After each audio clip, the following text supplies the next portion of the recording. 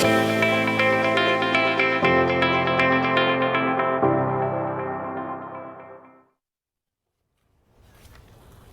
السلام علیکم and very good morning. صبح پاکستان کے ساتھ میں ہوں آپ کی میزبان زریاب عارف اور میرے ساتھ ہیں محمد. ناظرین آج ایک نیا دن ہے. آج ایک تاریخ رقم جو ہوئی اس کی بات سب سے پہلے کریں گے. ملک کے 23ویں وزیر اعظم میاں محمد شہباز شریف صاحب کی بات کرتے ہیں. ملک کے نئے وزیر اعظم کی حیثیت سے انہوں نے گزشتہ روز حلف اٹھایا. ان کو پاکستان ٹیلی ویژن نیوز کی طرف سے بھی مبارکباد. اور سب سے پہلے ہم آج اسی خبر کی بات کر رہے ہیں.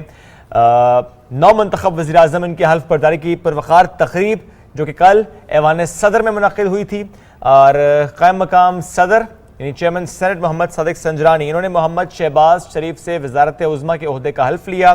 حلف برداری کی تقریب میں اعلیٰ سول، فوجی حکام، سیاسی رہنما، اراکین پارلیمنٹ، اہم شخصیات نے شرکت کی تھی. بالکل. اور یہ جو کل کی جو فیسٹیوٹی تھی اس کا عکس ہم آپ کو اس پر سائیڈ ونڈو میں دکھا رہے ہیں. یہ اس وقت کے مناظر ہیں جب مسلم لیگ نون کی بہت بڑی جو کہ تعداد ہے اس نے کل اس حلف برداری کے موقع پر شرکت اختیار کی. ساتھ ہی ساتھ ہم نے یہ بھی دیکھا کہ وہاں پر پاکستان ڈیموکریٹک موومنٹ سے جو متعلقہ جتنے بھی سینئر قیادت ہیں انہوں نے بھی اس حلف برداری کی تقریب میں شرکت اختیار کی. اور وزیر اعظم محمد شہباز شریف، اگر ان کے کریئر کے حوالے سے ہم بات کریں تو ایک طویل کریئر ہے، ایک بڑا روشن ماضی ہے ان کا، اور امید کرتے ہیں اتنا ہی خوبصورت ان کا آنے والا مستقبل بھی ہوگا. یوں کہتے ہیں کریئر نہیں کہتے، خدمت کی بات کرتے ہیں، کیونکہ ہمیشہ ان کو یاد رکھا گیا ان کی خدمت کی وجہ سے. وزیر اعلیٰ پنجاب، انہیں خادم اعلیٰ پنجاب کہا گیا. لگ بھگ 13 برس تک بطور وزیر اعلیٰ پنجاب عوام کی خدمت کی ہے، وسیع تجربہ ہے ان کا. بطور خادم اعلیٰ خدمات سر انجام دینے والے محمد شہباز شریف جو ان کی شہرت ہے وہ کیا ہے؟ ایک محنتی منتظم کے طور پر ہے، ایک محنتی ایڈمنسٹریٹر کے طور پر ہے. صبح جلدی دفتر پہنچ جانا بلکہ اکثر سرپرائز دے دینا، رات گئے تک سرکاری کام انجام دیتے رہنا. جس رفتار سے انہوں نے کام کیا، اسی لیے ترقی کا جو سفر طے انہوں نے کیا، انہوں نے نام کیا دیا گیا؟ پنجاب اسپیڈ. یہ کہہ کر پکارا گیا، یعنی پنجاب اسپیڈ کہا گیا، خادم اعلیٰ کہا گیا. تو یعنی کریئر نہیں جناب، خدمت ہی خدمت کی انہوں نے عوام کی. اور اس کا عکس تو ہمیں کل پہلی سپیچ میں نظر بھی آیا کہ انہوں نے میں کی بات نہیں کی، آپ کی بات کی، عوام کی بات کی، اور میں کہوں گا کہ آتے ساتھ ہی چھا گئے ہیں. بالکل. اور ان سے متعلق جو مشہور زمانہ مختلف باتیں ہیں ان میں یہ بھی کہا جاتا ہے کہ ترقیاتی منصوبوں کے اہداف مقرر کرتے رہے ہیں، اور جب تک ان کو پائے تکمیل تک نہ پہنچا لے وہ چین سے نہیں بیٹھتے ہیں. اور پنجاب میں جو ان کی گورننس ہے وہ ڈیفینیٹلی اس بات کا بہت بڑا منہ بولتا ثبوت ہے. اور اسی بات پر جب کل بھی ہم نے سوشل میڈیا پر دیکھا تو بارہا یہی کہا جا رہا تھا کہ گورننس کے معاملات میں، ایڈمنسٹریٹر کے معاملات میں شہباز شریف جیسا ایک لیڈر ہونا بہت ضروری ہے. امید کرتے ہیں جس طرح سے پنجاب میں انہوں نے اپنی کامیابی کے جھنڈے گاڑے ہیں، اسی طرح وہ پاکستان کے لیے بطور وزیر اعظم اپنے خدمات کا جو سہرا ہے وہ یقینی طور پر ترقی کی بنیادوں پر کھڑا کرتے ہوئے ہمیں نظر آئے گا. تو جو تقریب حلف برداری کی یہ تقریب ہے، اس سے پہلے ہم نے قومی اسمبلی میں دیکھا کہ مسلم لیگ نون کے اور متحدہ اپوزیشن کے متفقہ امیدوار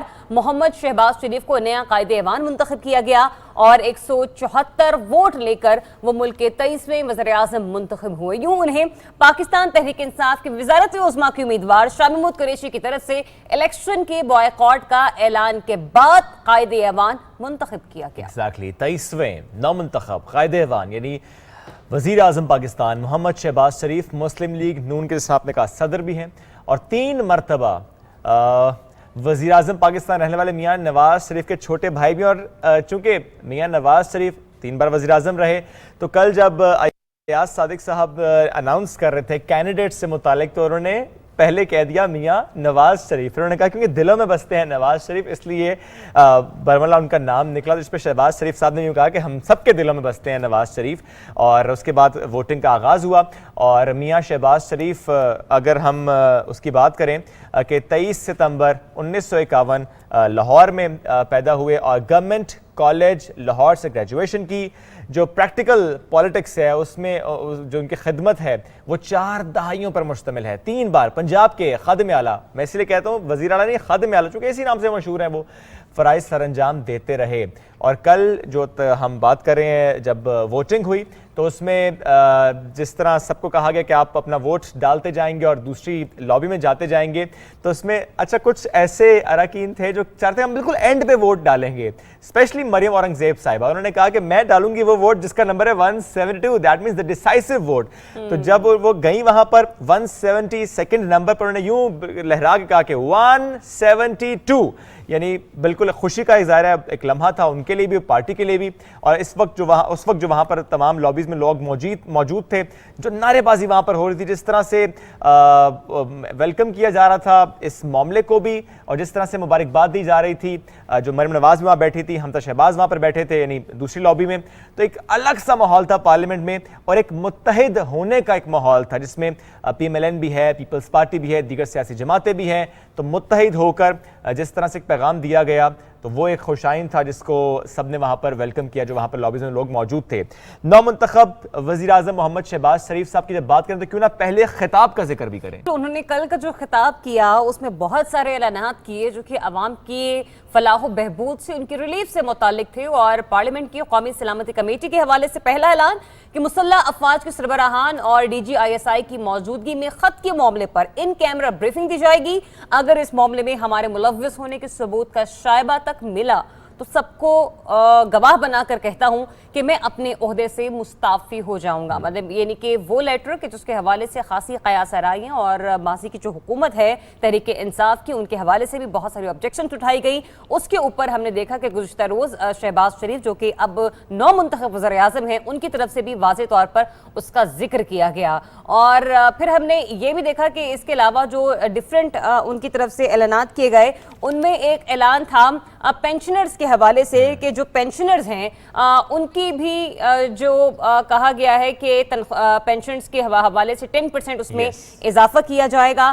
ساتھ ہی ساتھ یہ بھی کہا گیا ہے کہ سستا رمضان پیکج کے حوالے سے جو سستا آٹا ہے وہ فی الفور جو ہے رمضان بازاروں میں پہنچایا جائے گا تاکہ عوام کی دسترس سے وہ کبھی دور نہ ہو. جیسے کہ پہلے پنجاب کے خادم اعلیٰ کے طور پر یہ ریلیف انہوں نے عوام کو فراہم کیا تھا, اب بطور وزیر اعظم وہ تمام رمضان بازاروں میں, تمام صوبے کے رمضان بازاروں میں سستا آٹا کے حوالے سے کل کا اعلان کر چکے ہیں. ایگزیکٹلی کل جو انہوں نے اعلانات کیے تو اس پر ہم تھوڑی سی گفتگو کا حصہ آپ کو سنواتے ہوئے ہیں. I give the floor to the Honorable Prime Minister of Pakistan.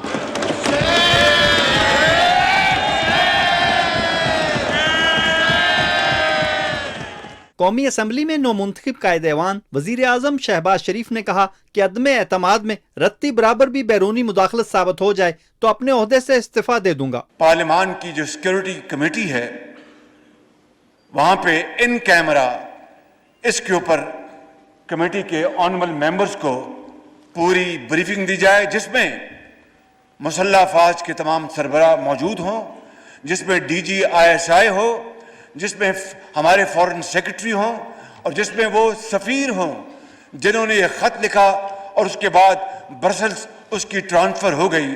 میں سمجھتا ہوں کہ ہمیں فی الفور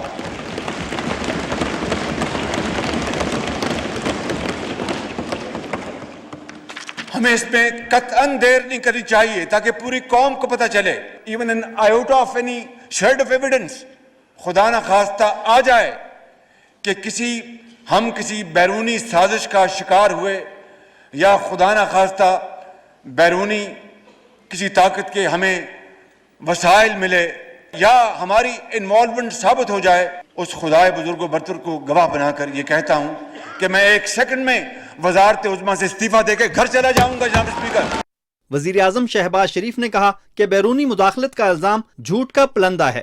یہ 8 تاریخ کا جو فراڈ بیان کرتے ہیں, 3 مارچ کو میاں نواز شریف میرے قائد نے مسلم لیگ نون کی سینٹرل ایگزیکٹو کمیٹی کی میٹنگ کی, پیپلز پارٹی نے اپنے تائیں اپنی میٹنگ کی, اور ہم نے بڑے ڈسکشن کے بعد یہ فیصلہ کیا کہ ہم اس کرپٹ تاریخ کی کرپٹ انکمپٹنٹ لیڈ بیک حکومت کے خلاف ہم ووٹ آف نو کانفیڈنس لے کے آئیں گے. پھر ہم پی ڈی ایم میں گئے اور پی ڈی ایم میں اس کا فیصلہ ہوا, اور اس طرح 8 مارچ کو یہ قرارداد جمع کرائی گئی. اس طرح میں نے حقائق بتائے ہیں کہ ہماری میٹنگز اس سے کئی دن پہلے ہوئی اور ہمارے فیصلے उस दिन कई दिन पहले हो चुके थे। 22 करोड़ आवाम जानना चाहते हैं कि ये हकीकत है क्या, और अगर ये झूठ है जो यकीनन है तो फिर इस पार्लियामान के सामने आना चाहिए और पूरी दुनिया के सामने आना चाहिए,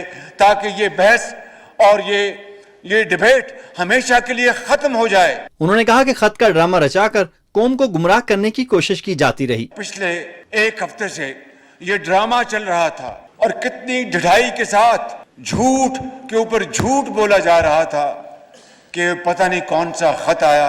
यहाँ पर डिप्टी स्पीकर साहब ने वो खत लहराया और कहा ये ले लीजिए, और सेक्रेटरी साहब को कहा कि ये लीडर ऑफ द ऑपोजिशन को दिखा दें। ना मैंने वो खत देखा अभी तक, ना मुझे किसी ने दिखाया। ये है वो ड्रामा और झूठ और फ्रॉड जो इस ऐवान के साथ नहीं बल्कि पूरी कौम के साथ किया जा रहा है। इस हवाले से जनाब स्पीकर, मैं समझता हूं कि दूध का दूध और पानी का पानी हो जाना चाहिए। उन्होंने कहा कि तारीख में पहला मौका है कि तहरीक अदम एतमाद कामयाब और हक की फतह हुई, जिस पर हम अल्लाह का जितना शुक्र अदा करें कम है। पूरी पाकिस्तान की कौम के लिए एक अजीम दिन है कि इस ऐवान ने एक सिलेक्टेड वजीर आजम, झुर्रू की पैदावार वजीर आजम को आइन और कानून के जरिए अपने घर का रास्ता बताया है। वजीर आजम शहबाज शरीफ ने कहा कि हम सब मिलकर मुल्क को तरक्की के रास्ते पर गामजन करेंगे। जी, तो यकीनन हम सब मिलकर मुल्क को तरक्की की राह पर गामजन करेंगे। ये तो था किस्सा माजी, और मुस्तकबिल की बात करते हैं, जहां पर आज वज़ीर-ए-आज़म मोहम्मद शहबाज शरीफ ने पाकिस्तान के 23वें वज़ीर-ए-आज़म के हैसियत से अपनी जिम्मेदारियां जो हैं वो संभाल ली हैं। और हमने सिलसिले में ये भी देखा कि आज सुबह ही वज़ीर-ए-आज़म हाउस में एक मुनक़िदा तकरीब में नौमुंतखब वज़ीर-ए-आज़म जनाब शहबाज शरीफ साहब को गार्ड ऑफ ऑनर भी पेश किया गया, जहां पर उन्होंने इस तकरीब का और वहां पर मौजूद गार्ड्स का जो है वो मुआयना भी किया, गार्ड ऑफ ऑनर का मुआयना भी किया। ये कुछ मनाजिर हैं जो कि सुबह के औकात के हैं, और ये ताज़ा मनाजिर हम आपको टेलीविजन स्क्रीन पर दिखा भी एग्जैक्टली गार्ड ऑफ ऑनर के मनाजिर आपको दिखाए हैं। और वज़ीर आज़म पाकिस्तान मोहम्मद शहबाज शरीफ साहब ने एक ट्वीट भी की है, वो भी शेयर करते हैं। वो कहते हैं कि इक़्तिदार की जो पुरअमन मुंतकिली हुई है, इस पर पाकिस्तान के अवाम को मुबारकबाद पेश करते हैं। ये फ़ख्र का मकाम है कि आज तमाम इदारे आइन की इज़्ज़त करते हुए उससे रहनुमाई हासिल कर रहे हैं।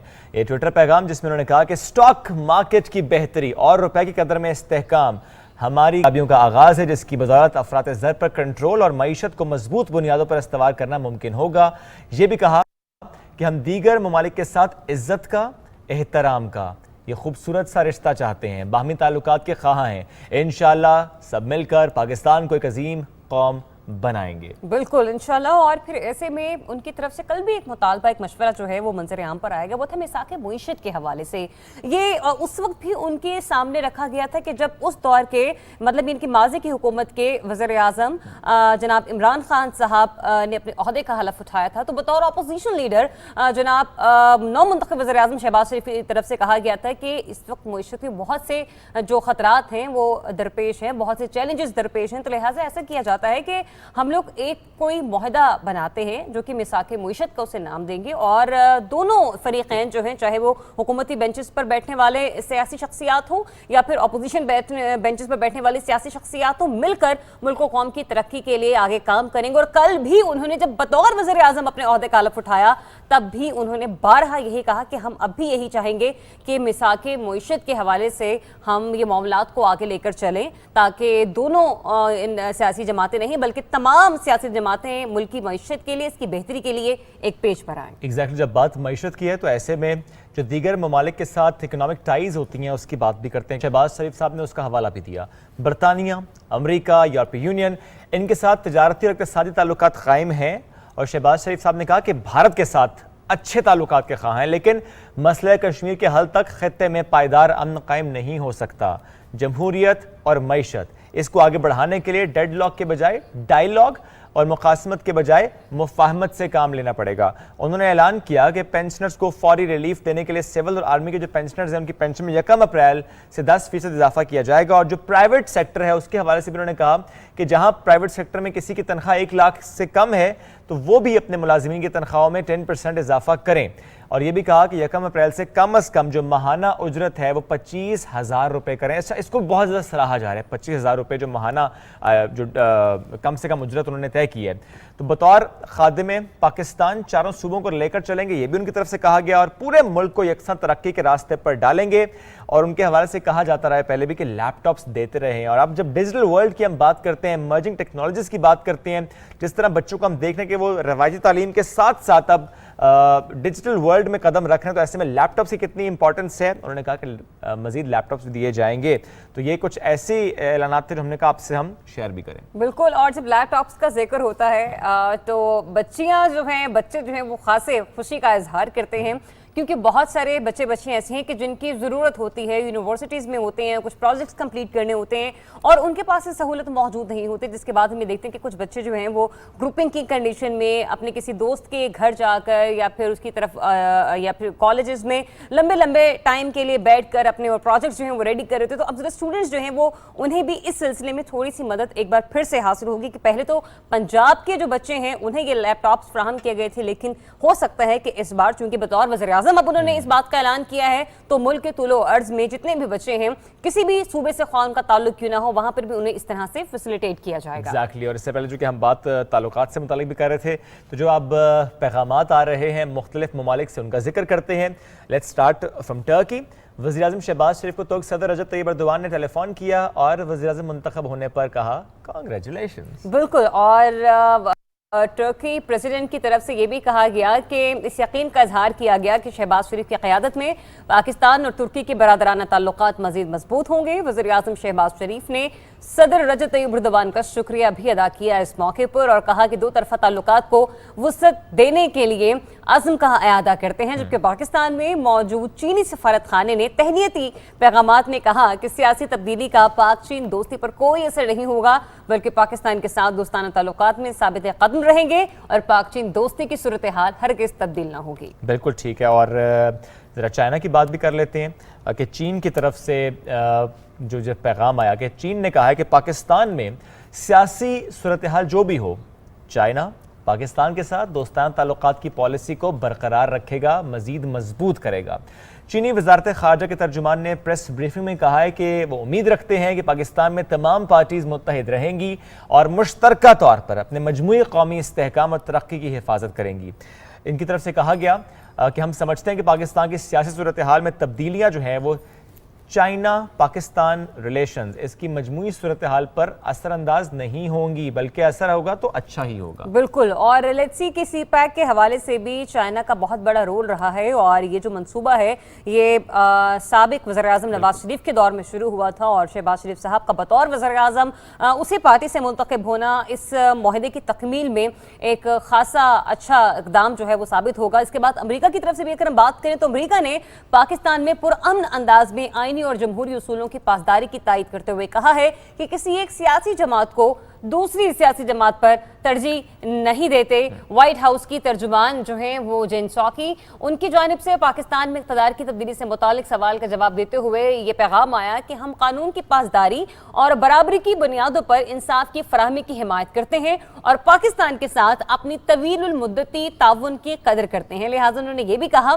کہ خوشحال اور جمہوری پاکستان امریکی مفاد میں ہے اور یہ حقیقت نہیں بدلے گی چاہے اقتدار میں جو بھی رہے۔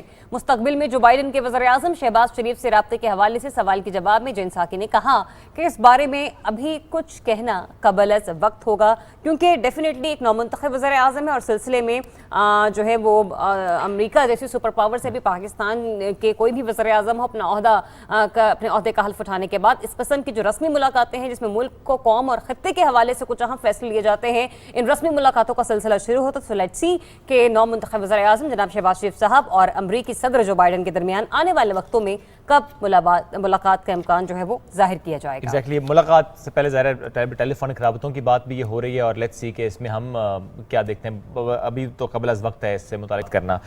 अब चूंकि इससे पहले ने ये बात भी की कि शहबाज शरीफ साहब ने जब कल खिताब किया तो उन्होंने ये भी कहा कि अभी तो सिर्फ मुंतखब हुए हैं, अभी आज का दिन है और देखिए कि किस तरह स्टॉक मार्केट अच्छा परफॉर्म करे, कैसे डॉलर जो है उसके मुकाबले में हम रुपया तगड़ा होता देख रहे हैं। भले अभी स्टार्ट है बट हम उसको देख रहे हैं। तो मौशी मंदी का जो रुझान है वो थमने लगा है। पाकिस्तान स्टॉक एक्सचेंज मस्बत रुझान देखने में आ रहा है, रुपया तगड़ा हो रहा है, सरमायाकारों को खरबों का फायदा हो रहा है। गुज़श्ता रोज़ पाकिस्तान स्टॉक मार्केट में 1750 पॉइंट्स की बड़ी तेज़ी रिकॉर्ड की गई और कारोबार के ख़त्म पर 1700 पॉइंट्स की तेज़ी जो है वो जब रिकॉर्ड की गई तो 100 इंडेक्स जो है वो 46,144.96 पॉइंट्स की सतह पर पहुंचकर बंद हुआ और ये काफ़ी बड़ा एक फिगर है जो कि यहाँ पर नज़र आ रहा है। और इससे पहले अगर हम 5 जून 2017 के हवाले से बात करें तो एक रोज़ में 1566 पॉइंट्स का इजाफा हुआ था। तो 2017 के बाद अब जो है वो इस इंडेक्स में खासी बेहतरी नज़र आई है और यूँ हमने देखा कि ना सिर्फ स्टॉक एक्सचेंज में खासा मुस्बत रुझान रहा बल्कि डॉलर की जो कीमत है उसमें भी खासी कमी वाक़ई हुई है और डॉलर के मुकाबले में रुपए की जो कीमत है वो भी हमें मुस्तहकम होते हुए नजर आई। गुज़िश्ता रोज़ ओपन मार्केट में डॉलर 3 रुपये 50 पैसे सस्ता होकर 184 रुपये 50 पैसे का हो गया और ओपन मार्केट में डॉलर जुमेरात से पीर तक 6 रुपये सस्ता हुआ है। तो ये भी एक अच्छा जो इनिशिएटिव है वो फाइनेंशियल पॉइंट ऑफ व्यू से नज़र आ रहा है नई हुकूमत को संभालने के बाद, पाकिस्तान में नई हुकूमत बनने के बाद, कि ना सिर्फ हमने देखा कि स्टॉक एक्सचेंज में जो सरमायाकार है उनका पैसा महफूज हुआ बल्कि ये दूसरी तरफ जो डॉलर है उसके हवाले से भी उसके मुकाबले में भी जो है वो कमी देखने को मिली है जो कि पीर से लेकर 6 जुमेरात तक ये बताया जा रहा है कि डॉलर 6 रुपये सस्ता हो गया है। ज़बरदस्त रुपया तगड़ा हो रहा है। अब ये तो हमने बात सियासी मैदान की है, इम्पैक्ट आ रहा है उसकी बात की है। कुछ अपडेट मौसम की भी आपको दे देते हैं, थोड़ा मूड चेंज करते हैं और महकमा मौसमियात जो बता रहा है उसका जिक्र कर लेते हैं। मुल्क के जो बेशतर बालाई इलाके हैं वहाँ पर मौसम गर्म है लेकिन जुज़वी तौर पर कुछ ऐसे जगह हैं जहाँ से इत्तलात आ रही कि अबर आलूद रहेगा। तो हम आज रात खैबर पख्तूनख्वा, इस्लामाबाद, बालाई पंजाब, कश्मीर, गिलगित बल्तिस्तान, उम्मीद यह है कि आंधी भी आएगी और तेज़ हवाएं भी चलेंगी। उसके अलावा कुछ जगहों पर गरज चमक के साथ हल्की हल्की सी बारिश का भी इम्कान है।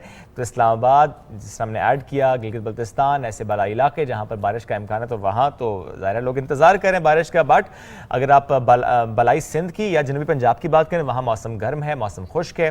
तो उनके हवाले से हम ज़रूर ये कहेंगे कि अल्लाह करे कि वहाँ पर भी बारान रहमत जो है वो बरसे। और ये चूंकि हमने मौसम के हवाले से आपको बताया तो ज़रा सहर व अफ्तार का भी जिक्र करेंगे। यूँ तो हम इन दोनों मामलात के हवाले से प्रोग्राम के आगाज़ में ही आपको बता देते हैं लेकिन आज का दिन थोड़ा सा मुख्तलिफ था पाकिस्तान के एतबार से और पाकिस्तान में होने वाली नई तब्दीलियों के हवाले से। तो लिहाजा इन मामलात को हम थोड़ा सा नीचे लेकर आगे लेकिन अपडेट करना आपको फिर भी नहीं भूलेंगे। आज इस्लामाबाद में फ़िक़्ह हनफिया के मुताबिक 6:41 पर अफ्तार होगा जबकि फ़िक़्ह जाफिया के मुताबिक अफ्तार का वक्त 6:53 है। कल अगर हम बात करें तो जो इंतहाई सहर है फ़िक़्ह हनफिया के मुताबिक सहरी का वक्त बताया जा रहा है जनाब 4:13 और फ़िक़्ह जाफिया के मुताबिक 4:06 पर ये जो सहरी है वो खत्म होगी। तो आज मेरे साथ थोड़ा सा हो चुका है गलत, वो ये कि मैंने अलार्म तो लगाया था लेकिन पीएम लगा दिया था मैंने। प्राइम मिनिस्टर चल रहे हैं ना एग्जैक्टली बिल्कुल प्राइम मिनिस्टर साहब चल रहे हैं, नौमुंतखब वज़ीर आज़म। तो शायद मैंने वो एएम और पीएम के चक्कर में पीएम जो है वो प्राइम मिनिस्टर 3:30 का लगा दिया था। लेकिन बहरहाल मेरी जो आंख थी वो उस वक्त खुली जब सायरन बज रहे थे और एकदम खुली रह गई। मुझे तो 440 वोल्ट का झटका लगा। फिर मैं फटाफट भागी। अब मैंने कहा खाली पेट रखूं क्या करूं, फिर खैर कुछ चावल रखे हुए थे फ्रिज में, कुछ राइस थे, मैंने वो 2-3 निवाले गर्म किए और मैंने वो खाए और पानी पिया और अब अभी भी बहुत प्यास लगी। कोई बात नहीं, अल्लाह आपको इस्तकामत दे। लेकिन अगली बार आपने पीएम ने एएम का अलार्म लगाना है। अच्छा वैसे खला में अगर आप होती तो फिर क्या होता? खला में अगर मैं होती, खला में होती तो क्या वहाँ पे क्या आपने वहाँ पे कैसे रोजा रखती वहाँ पे कैसे आप उठती? जो भी मेरे पास चीजें होती मैं उसी से खा पी के रख रही थी। क्या बात है। खला की बात हम इसलिए करें चूंकि आज इंसान को खला में पहला कदम रखे 61 बरस मुकम्मल हुए हैं। तो इसी मुनासबत से आज दुनिया भर में इंसानी खलाई परवाज़ का दिन मनाया जा रहा है। खला में पहली बार 1 घंटा 48 मिनट गुजारने वाले यूरी गैगरिन की याद में ये दिन मनाया जा रहा है और इस हवाले से एक रिपोर्ट भी तैयार की है, आपको दिखाते हैं। इंसानी तारीख का वो तारीख साज और यादगार दिन जब 12 अप्रैल 1961 को साबिक सोवियत यूनियन के यूरी गगारिन खला में पहुंचने वाले सबसे पहले इंसान बने थे। उन्होंने खला के बेवजन माहौल में 1 घंटा 48 मिनट गुजारे थे। अक़वाम मुत्तहिदा के मुताबिक 12 अप्रैल को हर साल इंसानी खिलाई परवाज का आलमी दिन मनाने का फैसला किया गया। इस दिन के मनाने का मकसद बनी नौ इंसान के लिए पायदार तरक्की के अहदाफ के साथ साथ कौमों की फलाह बढ़ाने में खिलाई साइंस और टेक्नोलॉजी की अहम शराकत है। खिलाई सफर ने अमरीका और रूस में एक नई दौड़ का आगाज किया, जिसके नतीजे में 1969 में अमरीकी खिलाबाज नील आर्मस्ट्रॉन्ग चांद पर पहुंचने वाले पहले इंसान बने। अब तक रूस, अमरीका और चीन के बाशिंदों को खिला में जाने का तजर्बा हासिल हो चुका है। इंसान की जानिब से खिला की तस्खीर का सफर जारी है और ये सफर रोज बरोज साइंसी तहकीक में तजस्सुस बढ़ा रहा है। जी, तो ये एक बड़ी इंटरेस्टिंग डेवलपमेंट थी जो कि हमने आपको दिखाई। कुछ मजीद इंटरेस्टिंग आपसे ज़रा शेयर कर देते हैं, वो ये कि बैनुल-अक़वामी खलाई स्टेशन पर भेजे गए खलानवर्दों की पहली जो कि निजी टीम है, प्राइवेट टीम जिसको हम कहते हैं, वो बाहिफाजत खलाई स्टेशन पहुंच गई है ताकि तजारती खलाई परवास में एक संग मील के तौर पर एक हफ्ता तवील मिशन शुरू किया जा सके। और इस हवाले से ये भी बताया गया कि सुबह 8:30 बजे रॉकेट के जरिए मदार में जो है ड्रैगन कैप्सूल है ना वो दाखिल हुआ है और उसके अच्छा, मनाज़िर बड़े प्यारे हैं। तो इसमें मजीद अपडेट हमारे पास ये भी है कि 2 खलाई गाड़ियां जो हैं वो वस्ती बहरे ओकियानूस से तकरीबन 250 मील ऊपर उड़ रही थी। बिल्कुल, और जो खलाई टीम है वो मदार में 8 दिन गुजारने का इरादा रखती है और उसकी क़यादत रिटायर्ड हिस्पानी निजात नासा खलाबाज जो है वो 63 साल माइकल लोपेज हैं, वो कर रहे हैं। और लेट्स सी जी, ये 8 दिन का एक तवील मिशन है और उस मिशन के बाद क्या उनके तासुरात हैं वो जब आएंगे तो हम ज़रूर आपसे शेयर करेंगे। फिलहाल हमारे पास खबर एक और है, वो है हमारे पड़ोसी मुल्क भारत से। भारत को एक ऐसे गिरोह की तलाश है जिसने कहा मैं महकमा आबपाशी का एहलकार हूँ और मैं ये पुल लेकर जा सकता हूँ। तो 60 फीट लंबा और 5 टन वजनी लोहे का पुल वो ले गया, यानी चोरी कर लिया। अब वो क्योंकि महकमा आबपाशी का उन्होंने भाईजान ने बताया कि मैं हूँ उनका एहलकार, वो चोरी करके ले गए हैं। अब चोरों का जो गिरोह है इसने मशरकी भारत में पटना से तकरीबन 150 किलोमीटर दूर एक गांव है, यहाँ पर इस्तेमाल ना होने वाला पुल तोड़ने के लिए गैस कटर और ज़मीन खोदने वाली जो मशीनरी है वो इस्तेमाल की और उसके बाद वो 9-2-11 हो गए।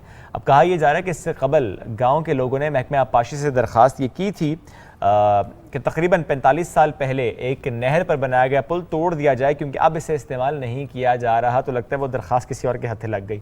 अब यही वजह है कि रिहायशी ये समझे कि सरकारी एहलकार आए हैं, उनकी दरख्वास्त पर आए हैं, अमल करेंगे, तोड़ेंगे पुल, लेकिन ये नहीं मालूम था कि चोर आए हैं और ले गए हैं। चलें एक छोटी सी ब्रेक की तरफ बढ़ते हैं, ब्रेक से वापस आएंगे, कुछ स्टूडियोज़ में आ चुके हैं, तारुफ कराएंगे और उनका क्या काम है, किस तरह से वो काम करते हैं माशरे में इस्लाह के लिए, उस पर बात करेंगे ब्रेक के बाद।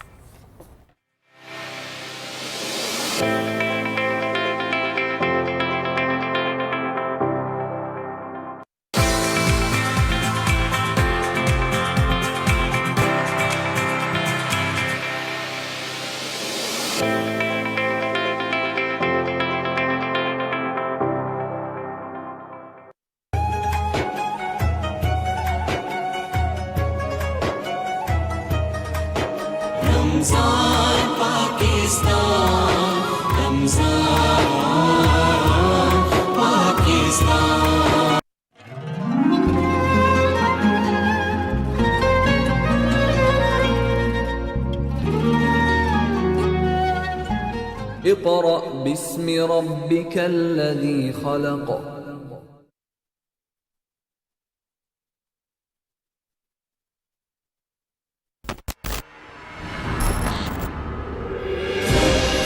इस जंग के पसे पर्दा असल मुहर्रिकात अंग्रेज हैं। जो जमीन वो हमसे छीनना चाहते हैं वो उन्हीं के लिए कब्रिस्तान साबित होगी। जंग होनी चाहिए ताकि हम दौलत कमा सके। आपके बस एक इशारे पर वो हरकत में आ जाएंगे। अब वक्त आ चुका है कि तमाम मशकूक अफराद का खात्मा कर दिया जाए। पाशा, मुकद्दर इंतजार नहीं करता, अपना नसीब बदलने के लिए खुद कदम उठाने पड़ते हैं। सबसे बड़ी आरज़ू सल्तनत उस्मानिया का खात्मा है। उनमें मौजूद दीन से मोहब्बत को खत्म करना होगा। उनकी ख्वाहिश नूर इस्लाम को बुझाना है। अभी तक तो हम लोगों के लिए महफूज पनागाह हैं, मगर उनके गाफिल होते ही तूफान बन जाएंगे हम। तलवार नियाम से निकल आई है इसके बाद हाकिम और जल्लाद भी हम ही हैं। इस बार तुम नहीं बचोगे सुल्तान। हम यहाँ हैं हिरन।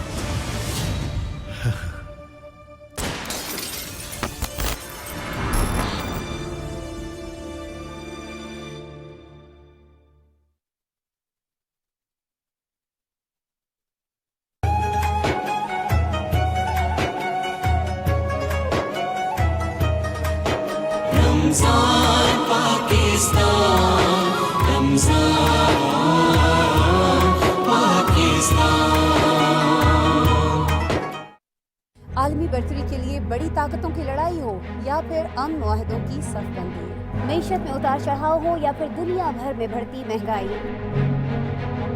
हम रखते हैं आपको बाखबर। टेक्नोलॉजी की दुनिया में होने वाली नित नई इजादात हो या मौसमियाती तगय्युरात की वजह से होने वाली तब्दीलियाँ, इल्म अदब, तहकीक व जिद्दत, सोशल मीडिया के नित नए आलात या फिर दुनिया भर से हों दिलचस्प व अजीब खबरें, हम पहुंचाते हैं आप तक हर खबर। मैं हूं आपके साथ आपकी मेज़बान आसमा इकबाल और हम लाते हैं दुनिया भर से खबरों और तज्जियों का मुश्तमिल प्रोग्राम दुनिया के साथ सिर्फ BTV न्यूज़ पर।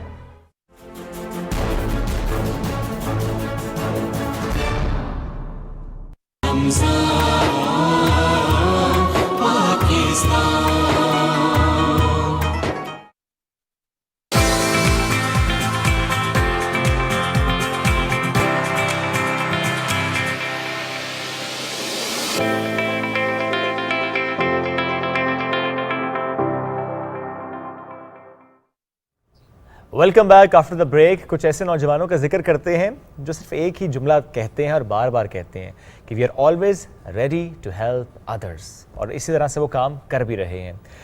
3 रोज़ पहले ज़रियाब एक शूट पे था और अफ्तारी का वक्त हो गया, तो अब रोड साइड अफ्तारी थी वहाँ पर। मैंने एक दोस्त को कॉल की, तुम कहाँ? उसने कहा जी मैं एक रोड साइड अफ्तार पर इस वक्त हूँ और मैं जो है ना वो हेल्प कर रहा हूँ वहाँ पे जो उसको मॉनिटर कर रहे हैं। तो मैंने कहा चलो मैं भी आपको ज्वाइन करता हूँ आज। तो मैं चला गया and it was I mean क्या कहना चाहिए उसको कि इतना मुझे अच्छा लगा वहाँ देख के। डॉक्टर्स वहाँ पर थे और डॉक्टर्स ही जो पढ़ भी रहे थे और वो सारे मिल के जो है ना अफ्तारी करवा रहे थे। बड़ी अच्छा सा इंतज़ाम था। एक क्या कहना चाहिए CNG स्टेशन था और वहाँ पे वो जो अफ्तारी करते, मुझे बड़ा अच्छा लगा देख कर कि रोड साइड अफ्तारी का कल्चर फिर से वापस आया है। कोविड ने ज़रा सा हिट किया था इसको, लेकिन अब फिर से इसको हम रिवाइव होता देख रहे हैं। तो आई जस्ट थॉट कि मैं आपसे शेयर भी करूँ।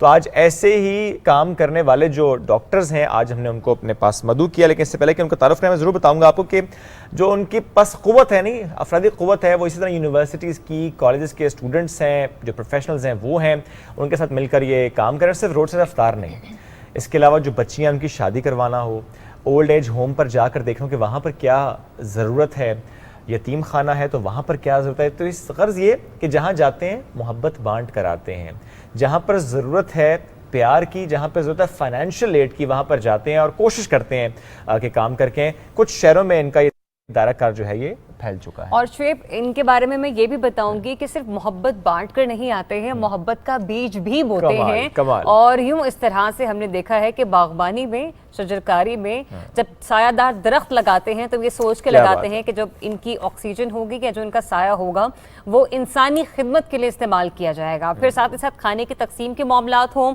और गर्म कपड़े हों, जैसे कि सर्द मौसम है और कुछ ऐसे लोग होते हैं कि जिनके पास स्वेटर्स पहनने को नहीं होते या लिहाफ ओढ़ने को नहीं होते, तो इस तरह ऐसे गरीब और नादार तबके की भी ये मदद करते आए हैं। आज यही प्यारे मेहमान बने हैं हिज़्ब पाकिस्तान के ज़ीने, डॉक्टर रोहान और डॉक्टर माहीन से आज हमारे साथ मौजूद हैं। अस्सलाम वालेकुम एंड वेरी गुड मॉर्निंग। कैसे हैं आप दोनों? Thank you so much. वैसे तो बड़े ही प्यारे नाम है, रोहान आपका भी बहुत अच्छा और माहीन आपका भी बहुत अच्छा नाम है। Thank you so much. Thank you so much. और उतना ही प्यारा आप लोगों का काम है। तो ज़रा रोहान आपसे स्टार्ट करते हैं। सबसे पहले यूं तो इंसानियत की खिदमत करना एक अजीम मामला है और हर किसी की कोशिश होती है कि चाहे छोटा सा ही काम सही लेकिन हम करें ज़रूर।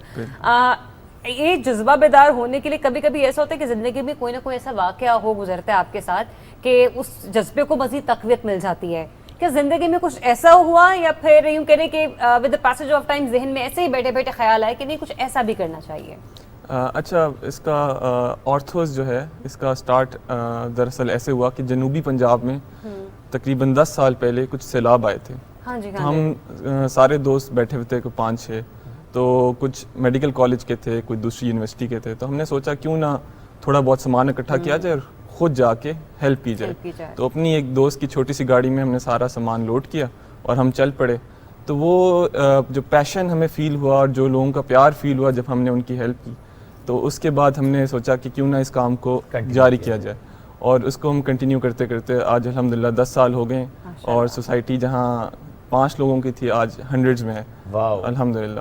زبردست. مہین 10 سال کا یہ سفر ہے جو کہ آغاز ہوا ایک سیلاب زدہ علاقے سے, پھر کیسے اس کو آپ وسیع کرتے چلے گئے, اس کا سکوپ کیسے وسیع کرتے چلے گئے کہ اب یتیم خانوں میں بھی جانا ہے, اولڈ ایج ہومز میں بھی جانا ہے, کیسے اس کو وسیع کیا؟ یہ میں ایڈ کروں گی روحان کی بات میں کہ ہمارا بیسکلی سٹارٹ تو اس پیشن اور اس جذبے سے ہوا تھا جو ہمیں اس ٹائم پہ فیل ہوا, اور اس سے یہ آئیڈیا ہمیں آیا کہ بیسکلی تو ہمارے پورے ملک میں ایسے لوگ ہیں جن کو ضرورت ہے ہماری ہیلپ کی, تو ہم کیوں نہ جب ایک جگہ ہم نے ایک پروجیکٹ پہ کام کیا ہے تو کیوں نہ ہم اس کو اب مزید بڑھائیں.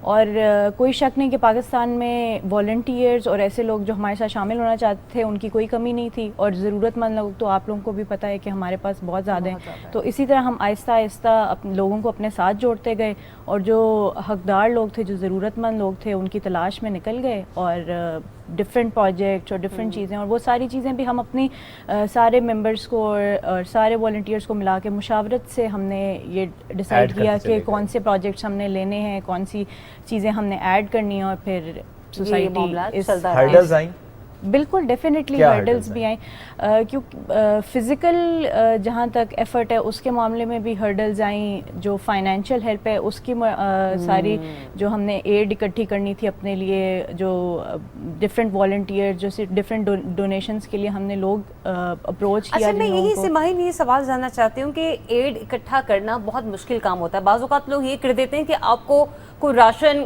خرید کے دے دیں گے, آپ کو جس کو کہتے ہیں کہ وہ بلک میں آپ کو دے دیتے ہیں کہ یہ آپ ڈسٹریبیوٹ کر دیں.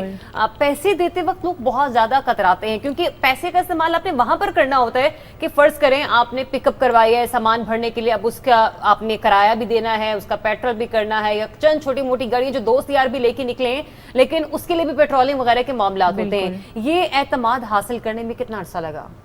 آئی بلیو ابھی تک ہم کر رہے ہیں. آئی وونٹ سے کہ ہم اس پیک پہ پہنچ چکے ہیں جہاں پہ ہم نے سب کا ٹرسٹ حاصل کر لیا. ہمارے لیے ایوری اسٹیپ از جیسے کہتے ہیں ایک لیڈر کا پہلا اسٹیپ ہے, ہم نے اس سے آگے موو کرنا ہے. اور لیکن یہ ہے کہ ہم اس میں ایک اپنا ٹرانسپیرنسی کا ہم نے سسٹم رکھا ہوا ہے, میتھڈ رکھا ہوا ہے, جس سے وی انشور کہ جس نے بھی ہمیں جتنی بھی اماؤنٹ میں ڈونیٹ کیا ہے اس بندے کو تک یہ میسج کنوے ہو جائے کہ وہ پیسے کس جگہ پہ انویسٹ ہوئے ہیں, کیسے انویسٹ ہوئے ہیں, اور پروجیکٹ میں پیسہ لگا ہے بالکل بالکل وہ پروف ان تک پہنچے تھرو میڈیا بھی, اور اگر انہیں کوئی فزیکل اس کا پروف چاہیے through that method as well. تو ہم پوری اپنی کوشش کرتے ہیں کہ جس نے بھی ان کیش ہمیں کوئی بھی پیمنٹ کیا ہے وہ کیش جس جگہ پہ بھی یوٹیلائز ہوا ہے اس ڈونیٹ کرنے والی باڈی کو یہ بات ضرور پتہ ہو. یہ بڑا اچھا ایک سٹیپ ہے آپ لوگوں کی طرف سے. روحان, آپ مجھے یہ بتائیے گا کہ ظاہر یہ بڑا اچھا ٹرانسپیرنسی کا معاملہ رکھا ہوا ہے. کووڈ, میں نے پہلے جیسا کہا نا چیلنجز, میں کووڈ پہ آ جاتا ہوں. کووڈ نے کتنا ہٹ کیا آپ کے اس کام کو, اسپیشلی جب ہم دیکھتے ہیں روڈ سائڈ افطار کا, میں نے خود وہ وٹنس کیا, کووڈ نے کتنا ہٹ کیا کام کو؟ اچھا, کووڈ کے 2 اسپیکٹس سے. ایک تو یہ تھا کہ کووڈ کی وجہ سے معاشی حالات لوگوں کے ایسے ہو گئے کہ ڈونیٹ نہیں کر پڑ گئی, ہاں ڈونیٹ بھی نہیں کر پا رہے تھے, اور دوسری طرف لوگوں کو ضرورت بھی زیادہ ہو گئی تھی. تو اس مومنٹ پہ ہم نے اپنا کام اسٹیپ اپ کیا. تو اس میں یہ تھا کہ ہم نے زیادہ ڈونرز کو ڈھونڈا, زیادہ اس کے لیے ہم نے لوگوں کو اپروچ کیا, ہم نے میڈیا کی ایکٹیویٹیز زیادہ بڑھا دیں, اور ہم نے اپنے جو یہ ڈونیشن کے پروجیکٹس ہیں ان کو بھی ایون انکریز کر دیا, تاکہ زیادہ سے زیادہ لوگوں تک ایٹ لیسٹ راشن, روٹی, اس طرح کی چیزیں پہنچ سکیں. جس میں ہماری راشن ڈرائیوز تھیں, روڈ سائڈ جو ہمارے راشن تھا, اور ہمارے فوڈ ڈرائیو ہوتی ہے جس میں ہم غریبوں کو فوڈ پہنچاتے ہیں, اور کپڑے بھی پہنچاتے ہیں. کس شہر میں آپ لوگ ابھی کام کر رہے ہیں؟ ہم فی الوقت جو ہیں راولپنڈی, لاہور, کھاریاں اور ملتان, ان 4 شہروں کو کور کر رہے ہیں. اور یہاں پر یہ بھی بتائیں روحان, آپ کے پروفائل میں یہ بھی ہے کہ آپ لوگ جو بچیاں ہیں ان کی شادیوں میں بھی بڑا خاصا اہم کردار ادا کر رہے ہیں. وہ معاملات آپ لوگ کس طرح سے ڈیل کرتے ہیں؟ سالانہ اگر ہم ایک اینولی دیکھیں تو کتنی بچیاں ہیں کہ جن کی شادی کے حوالے سے آپ لوگوں کی جو کوشش ہے وہ رنگ لاتی ہے؟ اچھا, دراصل ایسا ہے کہ ہمارے ملٹیپل پروجیکٹس ہیں, جس میں 10 to 15 ٹائپس آف پروجیکٹس ہیں, اور یہ غریب بچیوں, نیڈی بچیوں کی شادی کرانا ایک اہم پروجیکٹ ہے. اس میں ہمارے پاس پرٹیکولر نمبر تو نہیں ہے, لیکن ہماری کوشش ہوتی ہے زیادہ سے زیادہ لوگوں کی ہیلپ کر سکیں. اور جو بھی ہمیں اپروچ کرتا ہے ہماری کوشش ہوتی ہے ہم پہلے اس کیس کو ویریفائی کریں اور ویریفائی کرنے کے بعد ہم اس کو فارورڈ لے کے چلتے ہیں. ساتھ ہی ساتھ ہم نے اپنے جو ممبرز اور والنٹیئرز ہیں ان کو بھی ڈیزگنیٹ کیا ہوا ہے کہ وہ بھی اپنے آس پاس کے لوگوں میں اپنے نچلے طبقے میں نظر رکھیں تاکہ زیادہ سے زیادہ ہمیں کیس پتہ لگ سکیں اور ہم ان کی ہیلپ کر سکیں. کیس کیسے معلوم ہوتا ہے؟ کچھ سفید پوش طبقہ ایسا ہے جو ظاہر ہے چاہتا ہے ہیلپ تو ہو جائے لیکن کسی کو معلوم بھی نہ ہو, تو وہ کیسے آپ سے کانٹیکٹ کرتا ہے؟ بالکل, ہم نے اپنے کانٹیکٹ نمبرز بھی دیے ہوئے ہیں اپنے میڈیا پلیٹ فارمز پہ. سیکنڈلی یہی بات ہے کہ ہمارے والنٹیئرز الحمدللہ اتنے زیادہ ہیں کہ وہ ہر جگہ سے خود جا کے لوگوں کو آئیڈینٹیفائی کرتے ہیں, اپنے آس پاس کے لوگوں میں پوچھتے رہتے ہیں, پوچھ گچھ رکھتے ہیں.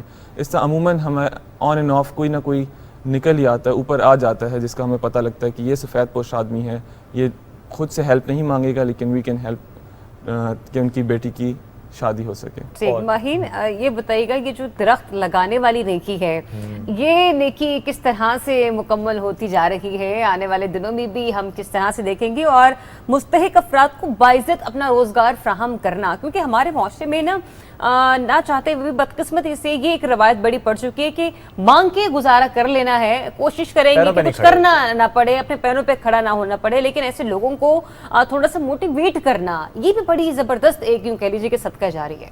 بالکل. اچھا, میں شروع کروں گی شجرکاری والی جو بات آپ نے کی اس سے.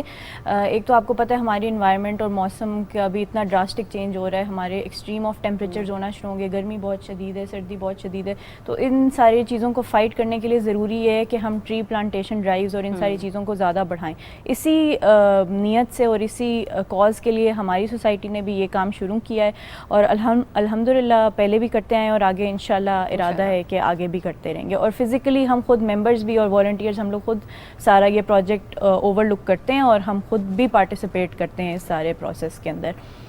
دوسرا جو آپ نے ذکر کیا کہ ظاہر روزگار کا, تو وہ ڈیفینیٹلی دیر آر پیپل جو خود بھی موٹیویٹڈ ہوتے ہیں, جن کے پاس اتنی زیادہ فائنینشیل بیکنگ نہیں ہوتی کہ وہ کچھ خود سے سٹارٹ کر سکیں, تو ان کو ایک جسے کہتے ہیں کہ پش سٹارٹ دینا, وہ ایک ہماری سوسائٹی کا کام ہے کہ وہ ان کو تھوڑی سی ہیلپ کر دے جس میں ایک دفعہ ان کی چیز سٹارٹ ہو جائے. جب سٹارٹ ہو جائے تو اس کے بعد پھر یہ ہے کہ وہ اس کو لے کے آگے بڑھ سکیں.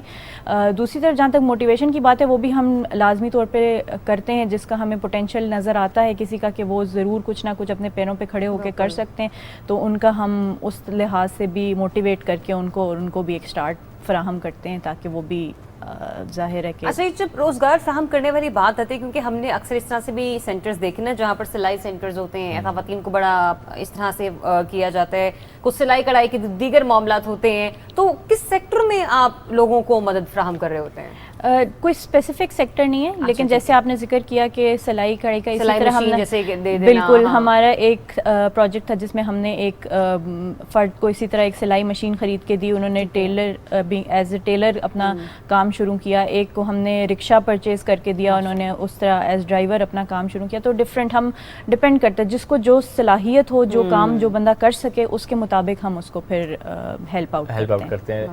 ڈاکٹرز کی لائف تو بڑی ٹف ہوتی ہے, کالز بھی ہیں, لمبی ڈیوٹیز بھی ہیں, ایسے میں فیملی تو ویسے سفر کر رہی ہوتی ہے. یہ والی بات آپ کی بالکل ٹھیک ہے, ڈیوٹیز بڑی ان کی لمبی ہوتی ہیں. تو اب ایسے میں یعنی فیملی آلریڈی سفر کر رہی ہے, آپ لوگ جو ٹائم مل رہا ہے وہ بھی اس کام پہ لگا رہے, تو پھر فیملی کیا کہتی ہے بھائی جان کدھر؟ نہیں, فیملی الحمدللہ بہت سپورٹیو ہے اور بہت ان کے لیے بھی ایک فخر کی بات ہے کہ ہم اس طرح کا کام کر رہے ہیں اور اس چیز میں اپنے آپ کو لا رہے ہیں. ڈاکٹری ایک ایسا پروفیشن ہے, آپ کو پتہ ہے اس میں تو عام انسان کے ساتھ ہمارا روز کا واسطہ ہے, اور بہت زیادہ ہم لوگوں کو اسی پروفیشن میں دیکھتے ہیں جن کو بہت زیادہ ضرورت ہے ہماری ہیلپ کی, اور ہم بینگ ڈاکٹرز ہمارے اندر تو ویسے ہی ایک ایمپتھی والی فیلنگ ہوتی ہے, اور وہی ایک پیشن ہے, ایک ڈرائیو ہے جو ہمیں اس طرف لے کے آتی ہے, اور this is solely based on motivation and your passion and your drive, اور وہ چاہے جتنے مشکل بھی حالات ہوں بندہ کر لیتا ہے. بالکل, آپ سے بھی یہی میں سوال کرنا چاہوں گا کہ آپ کیسے اس روٹین کو مینیج کرتے ہیں, اور کیا آپ کی آبزرویشن بھی ایسی ہے کہ یہ جو فائنینشیل برڈن کسی شخص پر ہوتا ہے یا جو معاشرے میں موجود مسائل ہوتے ہیں اس کی وجہ سے بندہ ویسے بیمار ہو جاتا ہے, ویسے ہی ڈاکٹر کے پاس پہنچ جاتا ہے, کہ ظاہر ہے اس کا ایک امپیکٹ اس کی باڈی پر, اس کی فزیکل ہیلتھ پر آتا ہے, اور اس کی وجہ سے پھر آپ کو لگتا ہے کہ اچھا پیشنٹ کا علاج تو کرنا ہے, اس سے پہلے ذرا معاشرے میں جا کے ان مسائل کا حل کریں تاکہ ویسے ہی بیمار لوگ کم ہوں. ہاں جی, بالکل ایسا ہی ہے کہ ہمارے جو معاشرہ ہے اس میں انفارچونیٹلی چونکہ اتنے فائنینشلی ہم اسٹیبل نہیں ہیں, تو یہ جو گراس روٹ لیول پہ ہمیں لوگوں کی ہیلپ کرنے سے فائدہ یہ ہوتا ہے کہ لوگوں کے مسئلے اور مسائل کم ہو جاتے ہیں. اور بینگ ڈاکٹرز ہماری اب کوشش یہ ہے کہ ہم ایز اے اسٹوڈنٹ اسٹارٹ کیا تھا اور اب الحمدللہ ڈاکٹر بن گئے ہیں, تو فری چیک اپ بھی کر لیتے ہیں. کوئی ویسے ہمارے پاس آ جائے, اسی سوسائٹی کو لے کے ہم ایک گروپ کو گرو کرتے جا رہے ہیں جہاں پہ ڈاکٹرز مزید بن رہے ہیں, اور اس ہیلپ کے علاوہ ہم بینگ ڈاکٹر بھی ہیلپ کر سکیں. زیادہ ڈاکٹرز ہی ہیں آپ کے ساتھ؟ جی. ایسا کیوں ہے؟ ایسا اس لیے ہے کیونکہ چونکہ ہماری بیسیکلی میڈیکل کالج سے سٹارٹ ہوا تھا, اور ہم نے پھر اپنے آس پاس کے کالجز کو ہی انوالو کیا, تو ڈاکٹرز کو کلیکٹ کرنا آسان تھا. تو جو ڈاکٹرز آپ کو سن رہے ہیں وہ کیسے ایز اے والنٹیئر آپ کو جوائن کر سکتے ہیں؟ بالکل ایز اے والنٹیئر جوائن کر سکتے ہیں. ہم بیسیکلی بورڈ ممبرز ہیں, اور ہمارے انڈر جو بھی آ کے کام کرنا چاہے وہ ایز اے والنٹیئر کر سکتے ہیں. آپ لوگ بیسیکلی اسائن کرتے ہیں. بالکل, wish you all the best جو آپ لوگ کر رہے ہیں کام. اللہ کرے جو 4 شہروں میں آپ کا اس وقت دائرہ کرے اور وسیع ہوتا چلا جائے ملک بھر میں پھیلے. Keep up the great work. Thank you so much. ناظرین, بڑا اچھا لگا ان سے ملاقات بھی کر کے, بات بھی کر کے, کہ یہ وہ نوجوان ہیں, بالخصوص میں ڈاکٹرز کی بات کروں گا جو ظاہر ہے ویسے خدمت کر رہے ہیں, لیکن اب انہوں نے ایک اور بیڑا بھی اٹھا لیا کہ اچھا معاشرے میں جا کے اس طرح سے بھی خدمت کرنی ہے, اس طرح سے محبت بانٹنی ہے. ایک بریک کی طرف بڑھیں گے, نیوز بریک ہے, واپس آئیں گے, ساتھ رہیے.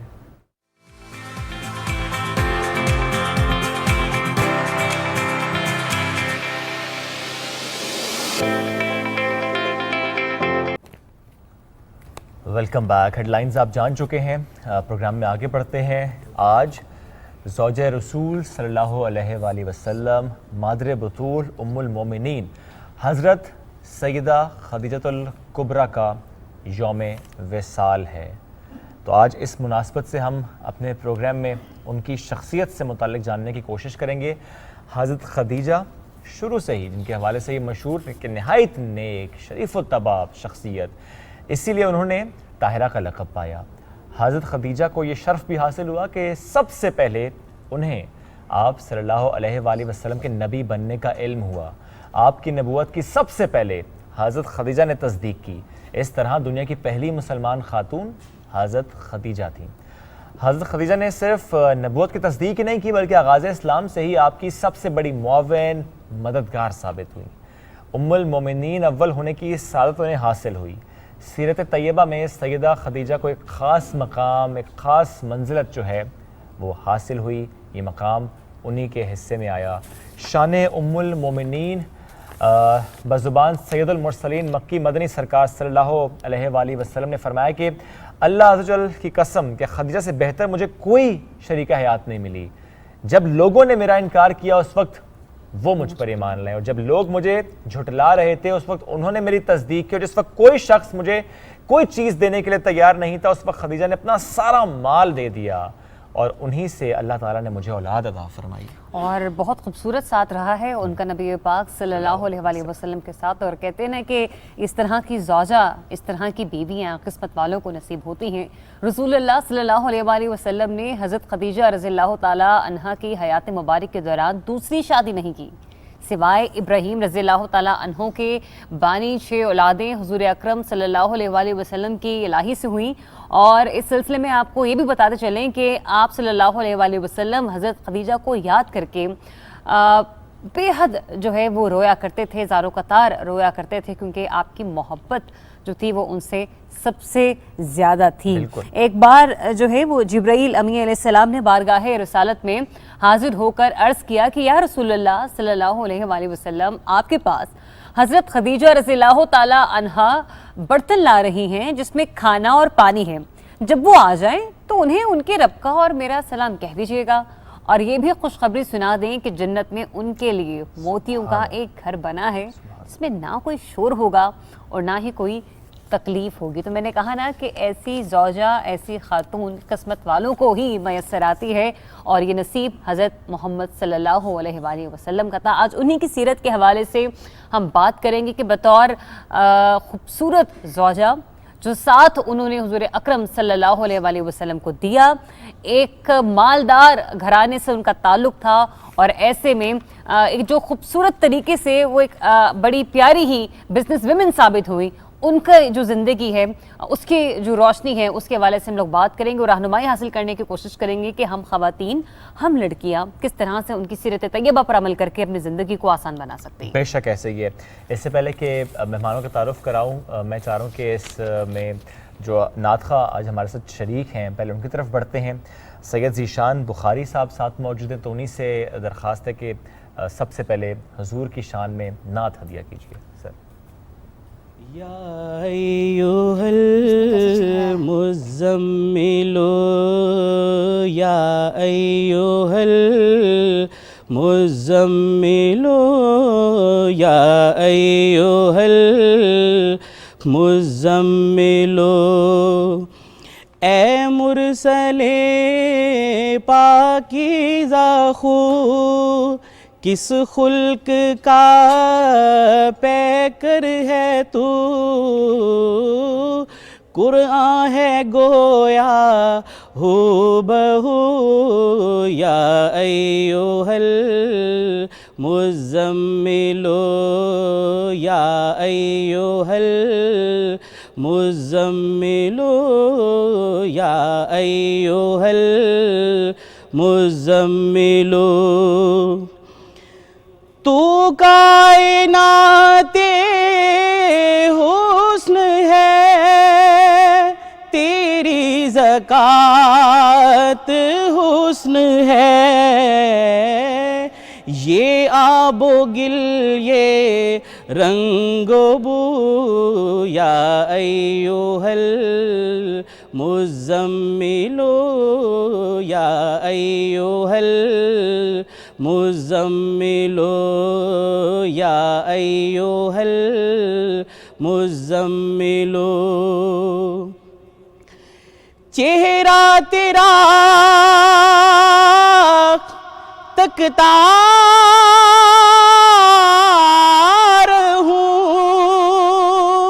تجھ سے تیری باتیں سنوں، چہرہ تیرا تکتا رہوں، تجھ سے تیری باتیں سنوں، رکھتا ہوں میں بھی آرزو، یا ایھا المزمل یا ایھا المزمل یا ایھا المزمل، تھے وہ نجوم اہتدا بخت ان کے تھے کتنے رسا، بیٹھے جو تیرے روبرو، یا ایھا المزمل یا ایھا المزمل یا ایھا المزمل یا ایھا المزمل یا ایھا المزمل۔ جزاک اللہ سید ذیشان بخاری صاحب، آپ نے نعت کی شہادت حاصل کی۔ اب اپنے مہمانوں کا تعارف کراتا ہوں۔ آج ہمارے ساتھ موجود ہیں علامہ عبدالرحمن شاہ ہاشمی الازہری صاحب، سر آپ کو ویلکم کرتے ہیں۔ ان کے ساتھ تشریف فرما مذہبی اسکالر ناہیدہ راجپوت صاحب، آپ کو بھی السلام علیکم اینڈ گڈ مارننگ۔ ناہیدہ صاحب، آپ سے آغاز کرتے ہیں۔ رسول اللہ صلی اللہ علیہ وآلہ وسلم کے نزدیک ام المومنین حضرت خدیجہ رضی اللہ عنہ کی جو قدر و منزلت ہے، اس سے متعلق ذرا رہنمائی کیجیے۔ جی، بسم اللہ الرحمن الرحیم، اللہم صلی علی سیدنا و مولانا محمد وعلی آلہ و صحبہ وبارک وسلم۔ سب سے پہلے صوبہ پاکستان آپ کی پوری ٹیم کو جو ہے میں مبارکباد ہی پیش کروں گی کہ آپ نے آج کے دن اسپیشلی جو یوم وصال ہے ام المومنین سیدہ خدیجہ الکبریٰ سلام اللہ علیہا کا، آپ نے ان کے لیے ان کو خراج عقیدت پیش کرنے کے لیے اتنا اچھا پروگرام ڈیزائن کیا۔ اللہ پاک آپ کی اس کاوش کو اپنے حضور قبول و منظور فرمائے۔ آپ نے جو سوال کیا کہ حضور علیہ السلام کے نزدیک قدر و منزلت، تو اس سے بڑھ کے اور قدر و منزلت کیا ہوگی کہ جب ام المومنین سیدہ خدیجہ الکبریٰ سلام اللہ علیہا آپ کو پروپوز کرتی ہیں، ٹھیک ہے، اور وہ ہیں 40 ایئرس اور حضور علیہ السلام ہیں جس پہ زیادہ اتفاق ہے ایج کا، وہ ہے 25 یا 24 ایئرس، تو اتنا بڑا ایج ڈیفرنس ہے لیکن آپ اس کو ایکسیپٹ کر رہے ہیں، تو اس سے بڑی قدر و منزلت اور کیا ہوگی؟ جو میرے لیے انسپائریشن ہے سیدہ خدیجۃ الکبریٰ سلام اللہ علیہا کی پرسنالٹی میں، اور وہ جو آپ انتخاب الہی ہوئیں. دیکھیں جب حضور علیہ السلام کو نبوت عطا کی گئی اور جب آپ کو خلق کیا گیا تو آپ سے جڑے ہر رشتے کو خلق کیا گیا. آپ کے امتیوں کو بھی جو ہے وہاں پہ اس وقت وہ چن لیے گئے. اس ٹائم میں اور آپ بھی چنیدہ لوگوں میں سے ہیں. تو جہاں پہ اتنی اربوں خربوں خواتین کو خلق کیا گیا تو وہاں پہ سب سے پہلے جس نے حضور علیہ السلام کے نکاح میں آنا تھا تو اللہ پاک نے جس ایک خاتون کو منتخب کیا، جس کو چن لیا، وہ نام سیدہ خدیجۃ الکبریٰ سلام اللہ علیہا کا ہے. اور اس دور جاہلیت میں کہ جہاں پہ بیٹیوں کو زندہ دفن کر دیا جاتا تھا، جہاں پہ عورت کی کوئی ویلیو نہیں تھی، بالکل کوئی ویلیو نہیں تھی، اور جو باپ تھے وہ منہ چھپائے پھرتے تھے اگر اس کے ہاں بیٹی پیدا ہو جاتی تھی. کوئی وراثت کا کوئی بھی ایسا جو ہے کانسیپٹ تھا ہی نہیں. اس وقت اگر ایک خاتون کو طاہرہ کا لقب مل رہا ہے، ایک خاتون کو ملکۃ العرب کہا جا رہا ہے، ایک خاتون نے اتنا بڑا بزنس امپائر کھڑا کر لیا جس میں اس کے امپلائیز کی تعداد صرف 300 سے لے کر 400 کے لگ بھگ صرف امپلائیز کی جو تعداد ہے. کیا مینجمنٹ تھی اس خاتون کی، ٹھیک ہے. اور آفٹر فادر ڈیتھ ایک اکیلی خاتون کس طرح سے جو ہے پھر پورے عرب میں نہ، اور صرف نہ کہ مکہ میں بلکہ پورے عرب میں آپ کا بزنس پھیلا ہوا تھا. اب قطع کلامی کی معذرت، لیکن آپ نے اتنی خوبصورت دو باتیں میں کہوں گا یہاں پہ جو آپ نے آغاز ہی اس سے کیا، جو میں بالکل آخر میں بات کرنا چاہتا تھا کہ ہمارے معاشرے میں یہ کہاں سے آئے کہ مرد نے پروپوز کرنا ہے یا مرد رشتہ لے کے جائے گا کہ حضرت خدیجہ جو ہے وہ خود پروپوز کر رہی ہیں. ایک تو یہ بات. دوسرا، ہمارے معاشرے میں آج تک جی خاتون نہیں بزنس کر سکتی، خاتون نہیں تجارت کر سکتی.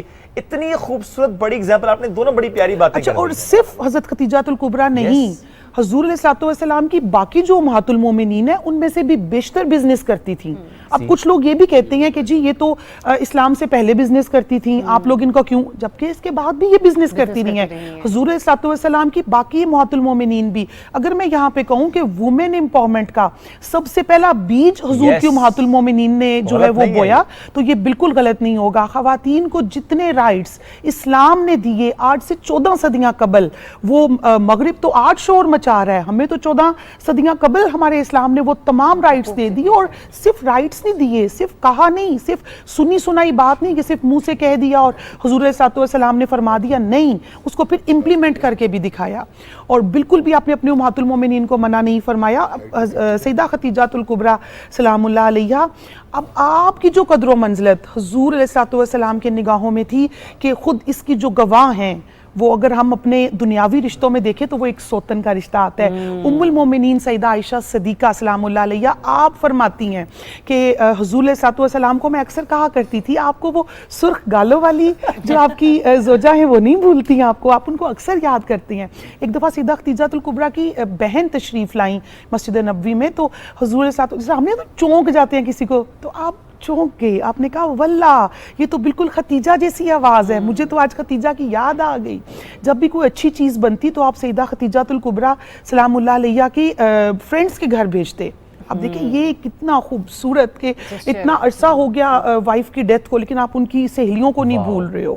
اور سب سے بڑھ کے جو سیدہ خدیجۃ الکبریٰ سلام اللہ علیہا کی پرسنالٹی کے اندر ایک چیز تھی نا، وہ تھی سینس آف ایڈجسٹمنٹ. ایک طرف ملکۃ العرب، خود حضور علیہ السلام فرماتے ہیں کہ جب میں فرسٹ ٹائم ان کے گھر میں گیا بزنس ڈیل کے لیے تو جو میرے آگے کھانے رکھے گئے وہ اتنے کھانے تھے کہ اس میں بے موسمی پھل بھی تھے اور وہ اتنی چیزیں تھی کہ میں ان کو کاؤنٹ بھی نہیں کر سکا. کھانا تو بہت دور کی بات تھی. وہ شہزادی لیکن جب وہ زوجہ رسول بنتی ہیں تو پھر شب ابی طالب کی انہوں نے جو ہے وہ مشکلات بھی دیکھیں اور پھر ایسی ایسی مشکلات دیکھیں کہ عقل حیران ہو جاتی ہے کہ ایک طرف شہزادی ایک طرف ملکہ، لیکن جب حق شناس ہو گئیں، جب حق کو پہچان لیا، جب ام المومنین جیسا لقب مل گیا جس کو اللہ سلام بھیج رہے، جن کو جبرائیل امین سلام بھیج رہے ہیں، تو پھر آپ کے سامنے وہ مشکلات جو تھیں وہ کوئی مشکلات نہیں. ہاشمی صاحب، جس طرح کہ ابھی ناہیدہ صاحبہ نے بھی فرمایا کہ she was the first financer of اسلام، خود تو تجارت کر ہی رہی تھی لیکن جو کمایا وہ اسلام کی راہ میں وقف کر دیا. ہمارے ہاں آج بھی کہا جاتا ہے کہ عورت کی کمائی میں برکت نہیں ہوتی یا خاتون کو باہر نہیں جانے دینا، لیکن جب تبلیغ اسلام کا معاملہ آتا ہے تو نبی کو دونوں ہاتھوں سے خزانہ لٹا کر بھیج دیا اور کہا کہ جائیے جا کے تبلیغ اسلام کیجیے. اور واقعی اس وقت वो मालो दौलत लेकर तबलीग के लिए निकलना बहुत ज़रूरी हो चुका था, तो यहाँ पर आप उनकी कदर व मंजिलत, उनका रुतबा, उनका किरदार इस्लाम की तबलीग के हवाले से, मुबल्लिग इस्लाम के हवाले से किस तरह से देखते हैं? बिस्मिल्लाहिर्रहमानिर्रहीम। क़ाल अल्लाह तबारक व तआला फ़िल कलामिल मजीद वल फ़ुरक़ानिल हमीद अन्नबिय्यु औला बिल मुअमिनीना मिन अनफुसिहिम व अज़वाजुहु उम्महातुहुम सदक़ल्लाहुल अज़ीम। सबसे पहले तो मैं आपको इस बात पर मुबारकबाद देता हूँ कि आपने इतना खूबसूरत प्रोग्राम हज़रत खतीजतुल कुबरा रज़ी अल्लाह ताला अन्हा के विसाल के मौका पर फरमाया। अल्लाह रब्बुल इज़्ज़त आपकी इस काविश को अपनी बारगाह में कबूल फरमाए। जैसे आपने फरमाया कि हज़रत खतीजतुल कुबरा रज़ी अल्लाह ताला अन्हा ने दीन के लिए बड़ी कुर्बानियाँ दी, जहाँ उन्होंने अपनी कुर्बानियाँ दी वहाँ अपने माल की भी कुर्बानियाँ दी। जैसे मेरी ये अज़ीज़ा बयान फरमा रही थी कि हज़रत खतीजतुल कुबरा रज़ी अल्लाह ताला अन्हा इस्लाम की वो पहली खातून है जो सबसे पहले नबी करीम सल्लल्लाहु अलैहि वसल्लम पर ईमान लाईं। फिर वो पहली खातून है जो इंतहाई मालदार थीं, सिर्फ मालदार नहीं बल्कि आप बहुत बड़ी ताजरा थीं। और उस वक़्त मुआशरे में उस वक़्त भी आप जो इस्लाम बाद में आया, इस्लाम ने बाद में पर्दे के अहकाम फ़र्ज़ किए औरत के लिए और उसका एक दायरा कार मुकर्रर किया कि कहाँ तक वो जा सकती है, कहाँ तक वो आ सकती है, तो उसके बावजूद हज़रत खतीजतुल कुबरा रज़ी अल्लाह ताला अन्हा जो थीं वो इस्लाम से कबल भी पर्दे का एहतमाम फरमाया करती थीं। इसीलिए आपको ताहिरा का लक़ब अता फरमाया गया। आपने तिजारत की, लेकिन उस तिजारत के लिए आपने अपनी एक खादमा रखी हुई थी, आपकी वो सहेली भी थी और वो आपकी खादमा भी थी, उनका नाम था नफीसा। आप उनके ज़रिए से लोगों को पैगाम पहुंचाती, मेरा ये माल है, आपने लेके जाना है, इस तरीके से तिजारत करनी है। वो तिजारत के उनके पास दो असूल थे। एक तो ये कि आप दिहाड़ी मुकर्रर कर लिया करते थे, आप मेरा माल लेके जाएं, इतनी मैं आपको दिहाड़ी दूंगी, या ये मुकर्रर फरमाया करती थी कि आप मेरा माल लेके जाएं और जो प्रॉफिट होगा, मुनाफा होगा, उसमें से मैं आपको इतने फ़ीसद दूंगी। तो वो उन तमाम कामों के लिए हज़रत खतीजतुल कुबरा रज़ी अल्लाह ताला अन्हा ने हज़रत नफीसा को मुंतखब फरमाया था। वो लोगों के साथ जाकर डील किया करती थी और फिर वो जितना भी नफ़ा होता वो हज़रत खतीजतुल कुबरा रज़ी अल्लाह ताला अन्हा को आकर पेश कर देती। जब हज़रत खतीजतुल कुबरा रज़ी अल्लाह ताला अन्हा को नबी करीम सल्लल्लाहु अलैहि वसल्लम का तारफ़ हुआ कि आप बड़े ईमानदार हैं, आप बड़े अमानतदार हैं, आप बड़े दयानतदार हैं, आप सादिक और अमीन हैं, तो आपकी ख्वाहिश ये हुई कि नबी करीम सल्लल्लाहु अलैहि वसल्लम मेरा माल लेकर भी शाम को तिजारत के लिए जाए। और नबी करीम सल्लल्लाहु अलैहि वसल्लम अपने चचा हज़रत अबू तालिब के पास रहते थे। हज़रत अबू तालिब रज़ी अल्लाह ताला अन्हा के जो थे हालात वो ऐसे नहीं थे कि वो अपने भतीजे के अच्छे तरीके से परवरिश कर सकते। तो आपने एक दिन कहा, ए भतीजे, मैं चाहता हूँ हज़रत खतीजतुल कुबरा रज़ी अल्लाह ताला अन्हा जो है वो तिजारत की गर्ज से माल लेकर लोगों को भेजती हैं, तो आप भी उनका तिजारत का माल लेकर जाएँ शाम को। तो नबी करीम सल्लल्लाहु अलैहि वसल्लम बड़े खुददार थे। आपने कहा ये काम मैं नहीं कर सकता, मैं खुद नहीं कह सकता, अगर उनकी मर्ज़ी हुई तो वो मुझे बुला लेंगी। तो ये चीज़ हज़रत खतीजतुल कुबरा रज़ी अल्लाह ताला अन्हा को जब पता चली तो वो नबी करीम सल्लल्लाहु अलैहि वसल्लम को पैगाम भेजती हैं कि मैं आपको अपना माल तिजारत देकर शाम भेजना चाहती हूँ। बहरहाल नबी मुख्तसरन अर्ज़ है कि नबी करीम सल्लल्लाहु अलैहि वसल्लम माल लेकर गए, बहुत ज़्यादा मुनाफा कमाया। तो जब हज़रत खतीजतुल कुबरा रज़ी अल्लाह ताला अन्हा का एक ग़ुलाम मैसरा उसका नाम है, वो भी आक़ा दो आलम सल्लल्लाहु अलैहि वसल्लम के साथ तिजारत के सफ़र में उनके साथ जा रहा है और हज़रत खतीजतुल कुबरा रज़ी अल्लाह ताला अन्हा फरमा रही हैं कि ए मैसरा, नबी करीम सल्लल्लाहु अलैहि वसल्लम को कोई सफ़र में परेशानी ना हो, इनकी तूने मुखालफत नहीं करनी, जो ये हुक्म दें उसकी ताबेदारी करनी है। तो इससे पता चल रहा है कि हज़रत खतीजतुल कुबरा रज़ी अल्लाह ताला अन्हा अपने ग़ुलाम को एक ग़ुलाम बनाकर भेज रही हैं, नबी करीम सल्लल्लाहु अलैहि वसल्लम का एक खादम बनाकर भेज रही कि इनकी खिदमत करनी है। उसने सारे आकर वाक़यात बनाए कि नबी करीम सल्लल्लाहु अलैहि वसल्लम तो जहाँ जाते थे आप लोगों का एहतराम करते थे, प्यार और मोहब्बत के साथ बुलाते थे। जब आप पर गर्मी की शिद्दत होती थी, सूरज होता था, तो वहाँ अल्लाह रब्बुल इज़्ज़त का फरिश्ते आकर आप पर साया तान लिया करते थे, बादल आ जाया करते थे। जब वापस काफ़िला आया تو حضرت میسرہ نے حضرت خدیجۃ الکبریٰ رضی اللہ تعالی عنہا کو یہ سارے واقعات بتائے، آپ کی دیانتداری کے، آپ کی امانت کے، آپ کے جناب کیا کہتے ہیں کہ نبی کریم صلی اللہ علیہ وسلم کے معجزات بتائے کہ آپ پر بادل سایہ فگن ہو جایا کرتے تھے، آپ پر فرشتے چادر تان لیا کرتے تھے تاکہ آپ کو گرمی کا احساس نہ ہو۔ تو حضرت خدیجۃ الکبریٰ رضی اللہ تعالیٰ عنہ کے دل میں آپ کی محبت پیدا ہوئی اور آپ نے یہ خواہش کا اظہار کیا کہ میری نبی کریم صلی اللہ علیہ وسلم کے ساتھ شادی ہو جائے۔ پھر آپ نے نفیسہ کے ہاتھ ہی پیغام بھیجا کہ جو نبی کریم صلی اللہ علیہ وسلم کو یہ میری خواہش کا اظہار کرو کہ میں آپ کے ساتھ شادی کرنا چاہتی ہوں۔ یہاں میں دو چیزیں عرض کرنا چاہتا ہوں، جیسے میری اس عزیزہ نے بھی آپ کے سامنے بیان کیا کہ آج کل کے معاشرے میں یہ برا سمجھا جاتا ہے کہ کوئی لڑکی والے لڑکے کو پیغام بھیجے کہ ہمیں اپنے لڑکے کا رشتہ دے دو۔ آج کل کے معاشرے بالکل میں ایسے ہی یہ برا سمجھا جاتا ہے، لیکن دیکھیں حضرت خدیجۃ الکبریٰ رضی اللہ تعالی عنہا خود پیغام بھیج رہی ہیں، خود پرپوز کر رہی ہیں، خود نبی کریم صلی اللہ علیہ وسلم کو شادی کے لیے تجویز پیش کر رہی ہیں کہ میں آپ کے ساتھ شادی کرنا چاہتی ہوں۔ دوسری بات یہ ہے کہ اس وقت نبی کریم صلی اللہ علیہ وسلم کی عمر مبارک 25 سال ہے، حضرت خدیجۃ الکبریٰ رضی اللہ تعالی عنہا کی عمر 40 سال ہے، اور اس سے پہلے نبی کریم صلی اللہ علیہ وسلم کی شادی سے پہلے حضرت خدیجۃ الکبریٰ رضی اللہ تعالیٰ عنہ کی 2 شادیاں ہو چکی تھیں۔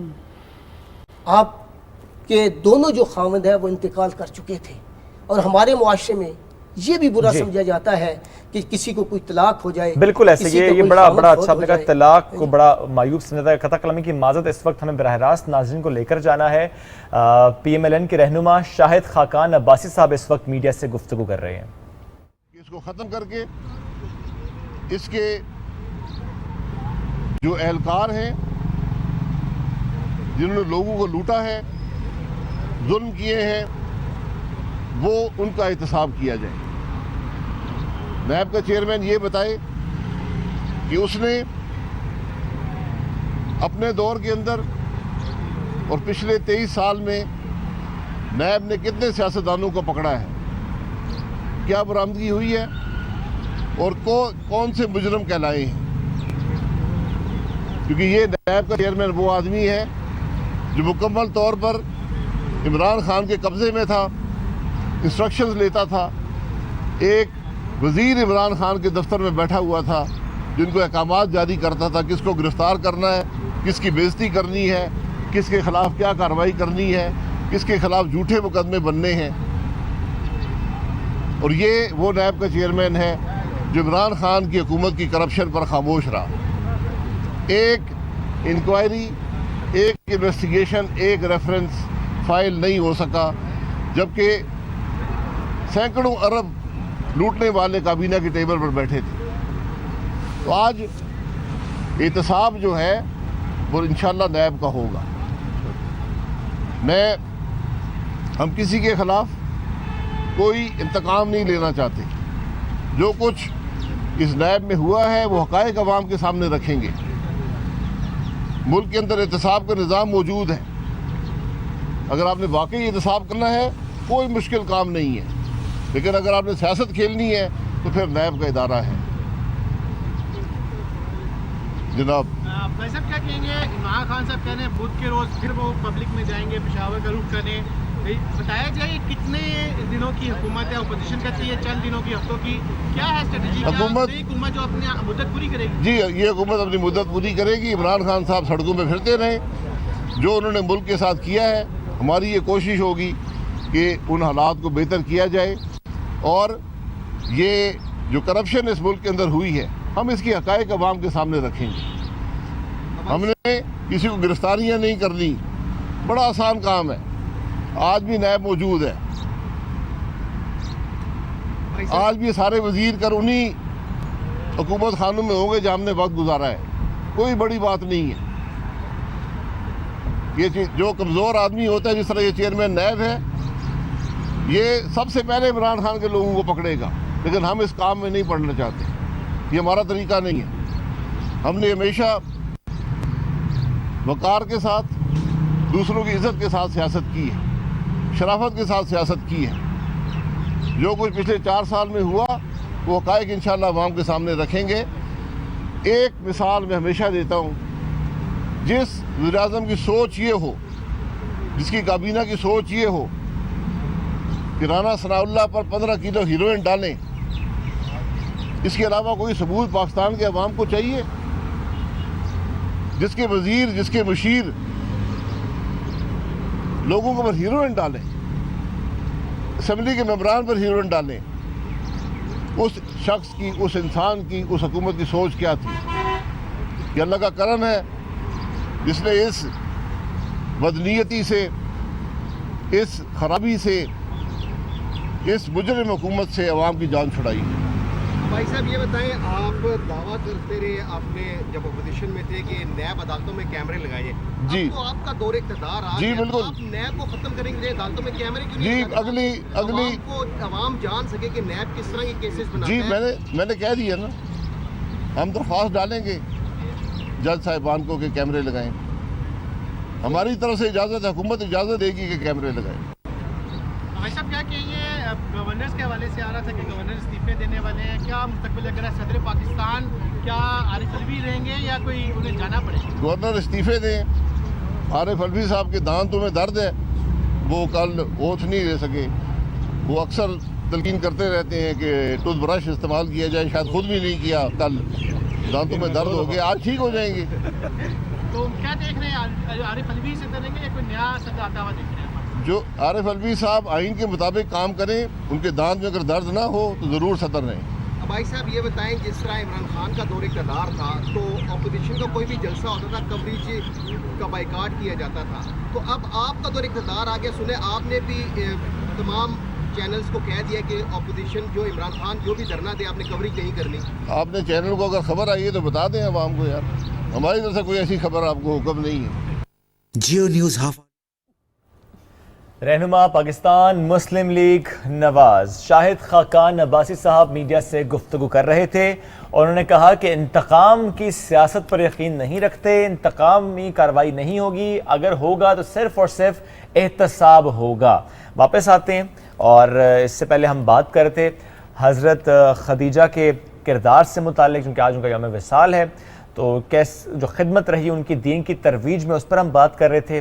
اور اس سے پہلے کہ ابھی ہم ایک نعت خواں کی طرف جائیں, ہمارے پاس کچھ اناؤنسمنٹس بھی ہیں. بالکل, ہم نے کہا تھا آپ سے کہ وہ بچے بچیاں جو کہ روزہ رکھ رہے ہیں اور ان کے گھر میں, ان کے فیملی گیدرنگ میں جس طرح سے روزہ کشائی کا اہتمام کیا جا رہا ہے, تو آپ اپنی پکچرز بھیجیے اور بنے صبح پاکستان کی زینت. تو چلیں جناب, یہاں پر آپ کو ہم دو بچیاں ہیں جنہوں نے بھی حال ہی میں روزہ رکھا ہے, تو مناہل عمران کی ذرا پکچر دکھائیے گا ہمیں. مناہل عمران ہے یہ, اور مناہل 12 سال کی بچی ہیں, اور ماشاءاللہ یہ انہوں نے بھی ریسنٹلی اس ویکنڈ پر ان کی روزہ خشائی ہوئی ہے. تو مناہل صبح پاکستان کی ٹیم سے, ہماری جانب سے, صبح پاکستان کے ساتھ ساتھ پاکستان ٹیلی ویژن نیوز کی جانب سے آپ کو آپ کا روزہ خشائی اور یہ روزہ بہت بہت مبارک ہو. ایک اور بچی ہے عنایا عثمان, 6 سال کی عمر میں پہلا روزہ انہوں نے رکھا. ماشاءاللہ تصویر ان کی اس وقت ہم آپ کو دکھا رہے ہیں.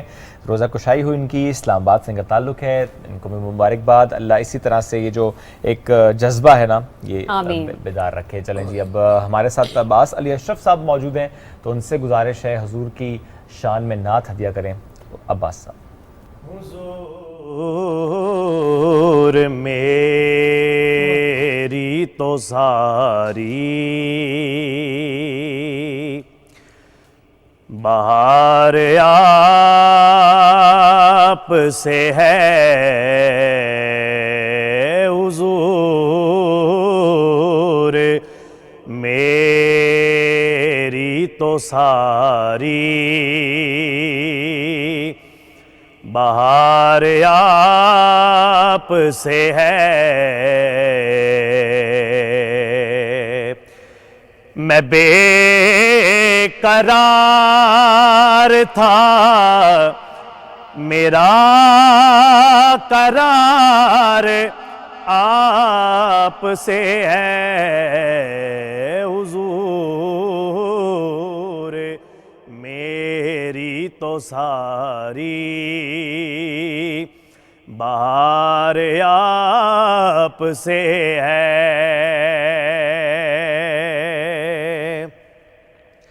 اور میری تو ہستی کیا ہے میرے غریب نواز، میری تو ہستی کیا ہے میرے غریب نواز، جو مل رہا ہے مجھے سارا پیار آپ سے ہے، جو مل رہا ہے مجھے سارا پیار آپ سے ہے، میں بے قرار تھا میرا قرار آپ سے ہے، حضور میری تو ساری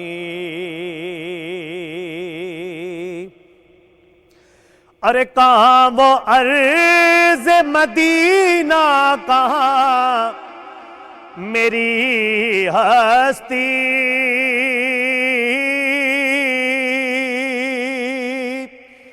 کہاں وہ عرض مدینہ کہاں میری ہستی،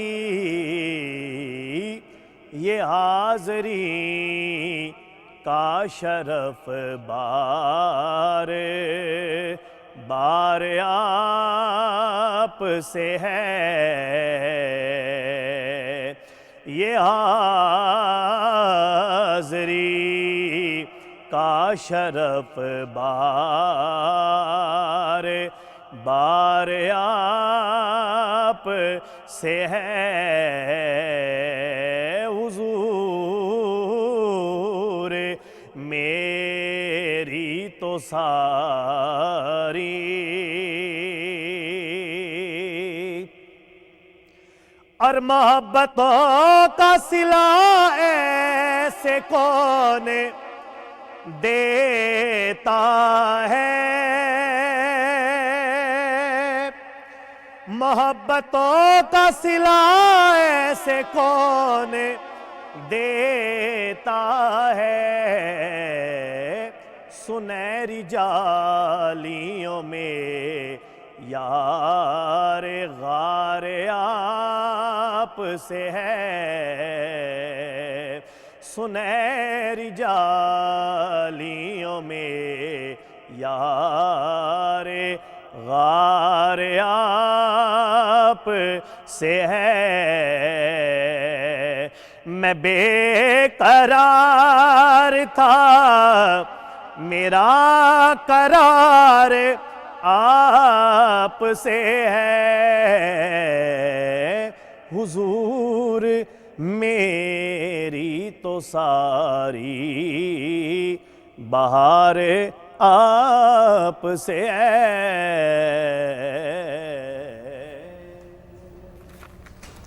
جزاک اللہ بہت شکریہ۔ اور اس سے پہلے جس طرح ہم حضرت خدیجہ کے کردار پر بات کر رہے تھے، تو اب میں چاہ رہا تھا کہ ہم جو وحی والا معاملہ ہے اس پر بھی ڈسکشن کریں۔ ناہیدہ صاحبہ، جب آپ صلی اللہ علیہ وسلم پر پہلی وحی نازل ہوئی، انہوں نے آ کے اپنی غمگسار بیوی حضرت خدیجہ کو سارا واقعہ سنایا، تو وہ جو واقعہ ہے وہ بھی تاریخ نے اپنے دامن میں سنہری حروف میں لکھا ہے۔ میں چاہ رہا ہوں ذرا وہ آپ بیان فرمائیے وہ سارا جی واقعہ۔ بالکل، حضور علیہ السلام وحی سے کافی عرصہ قبل جو تھے وہ غار حرا میں چلے جاتے تھے عبادت کے لیے، تو یہاں پہ بھی ایک بیوی کا رول کہ سیدہ خدیجہ الکبریٰ سلام اللہ علیہ کھانا بنا کے لے کے جایا کرتی تھیں، اور ایک ٹائم نہیں 3 ٹائم۔ اگر آپ کو حاضری کا شرف ملا ہوا ہے تو غار حرا جو ہے وہ کافی اونچائی پہ ہے، آپ کو اگر ایک ہائی سپیڈ میں بھی آپ لوگ جائیں تو پھر بھی 1 گھنٹہ نارمل لگ جاتا ہے اوپر جانے میں، سے تو زیادہ ہی لگ جاتا ہے۔ ہاں نہیں، اگر کوئی ینگ ہو، بالکل کوائٹ ینگ ہو اور سپیڈ مار کے جائے تو 1 گھنٹہ، ویسے 2 گھنٹے۔ تو وہ دیکھیں کہ کیسے آپ نے جو ہے اس وقت بھی حضور علیہ السلام کا خیال رکھا۔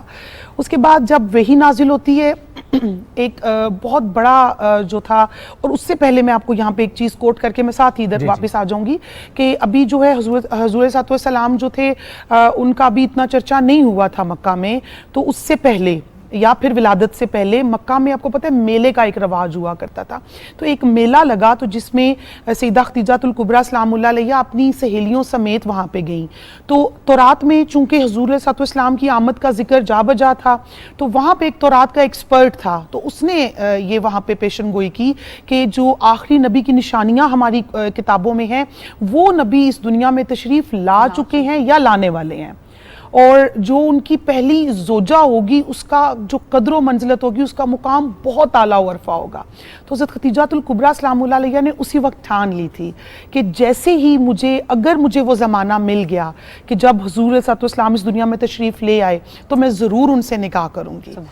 اچھا، پھر جب وہ غار حرا والا معاملہ ہوتا ہے اور وہی حضور علیہ السلام پہ نازل ہوتی ہے، تو ایک تھوڑا سا وہ سائیکالوجیکل افیکٹ کہہ لیں، ایک انسانی فطرت کہہ لیں کہ حضور علیہ السلام گھر تشریف لاتے ہیں.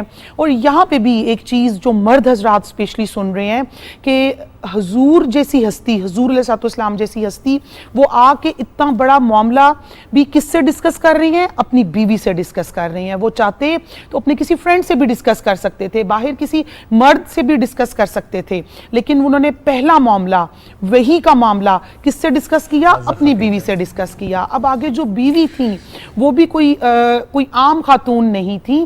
اچھا، یہاں پہ ایک انفارمیشن جو ہمارے ناظرین دیکھ رہے ہیں ان کے لیے کہ سیدہ خدیجہ الکبریٰ فصیحہ اور بلیغہ بھی تھیں.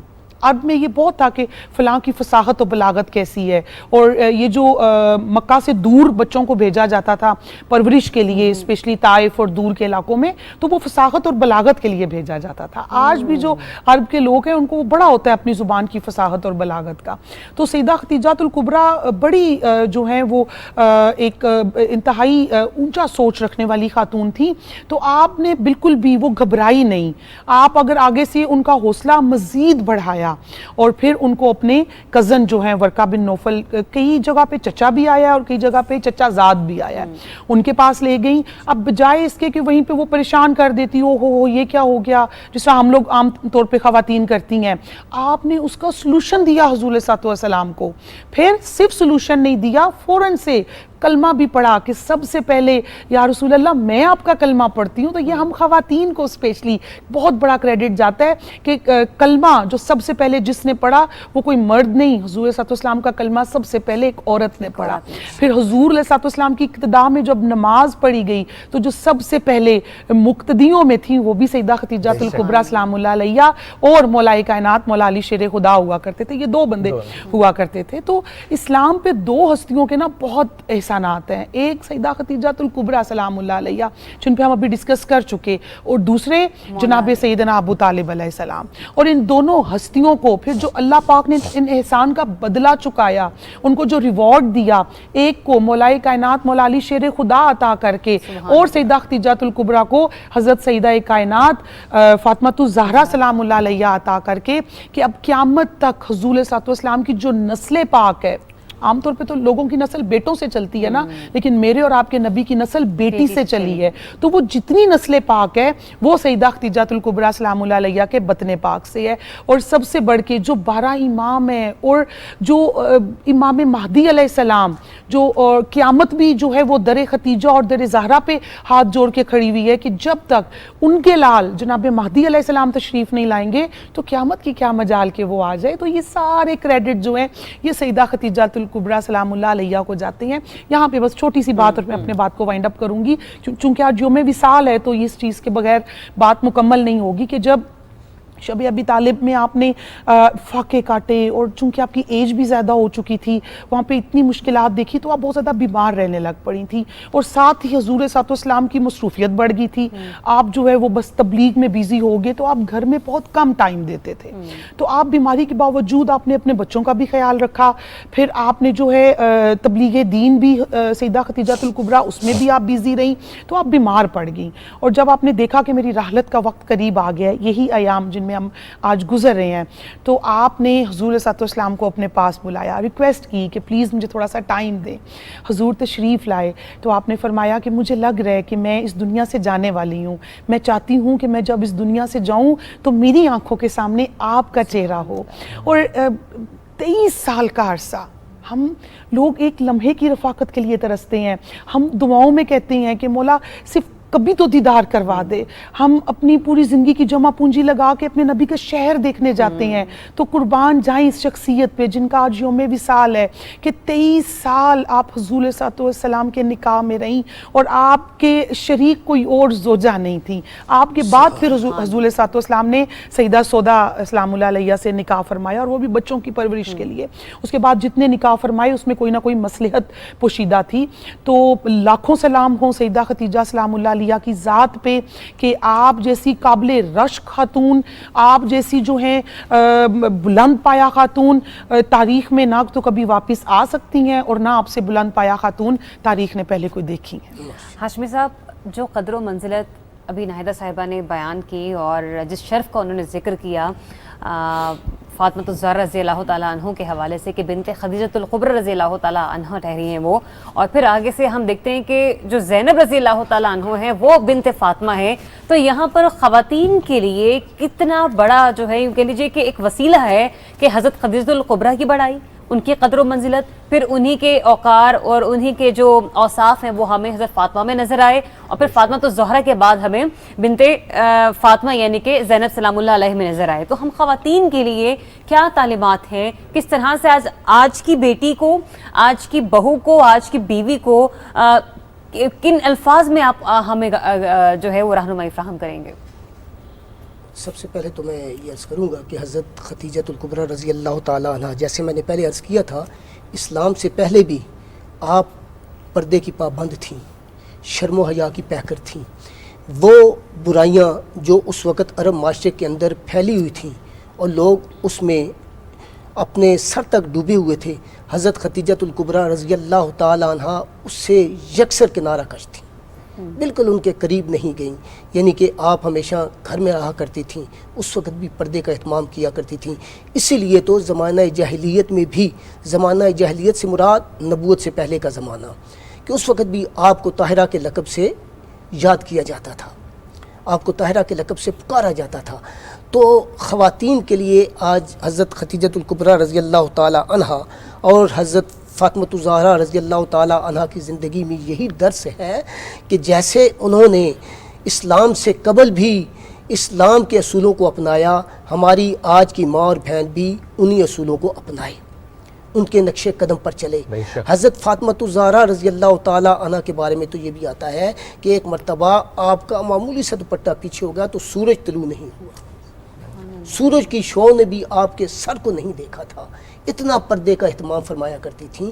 और फिर नबी करीम सल्लल्लाहु अलैहि वसल्लम फरमाते हैं कि क़यामत का दिन होगा, हज़रत फ़ातिमा ज़हरा रज़ी अल्लाह ताला अन्हा जब तशरीफ़ लाएंगी तो फ़रिश्तों को भी कहा जाएगा कि अपनी नज़रों को पस्त कर लो, नज़रों को झुका लो, नबी करीम सल्लल्लाहु अलैहि वसल्लम की लख्त जिगर आ रही हैं।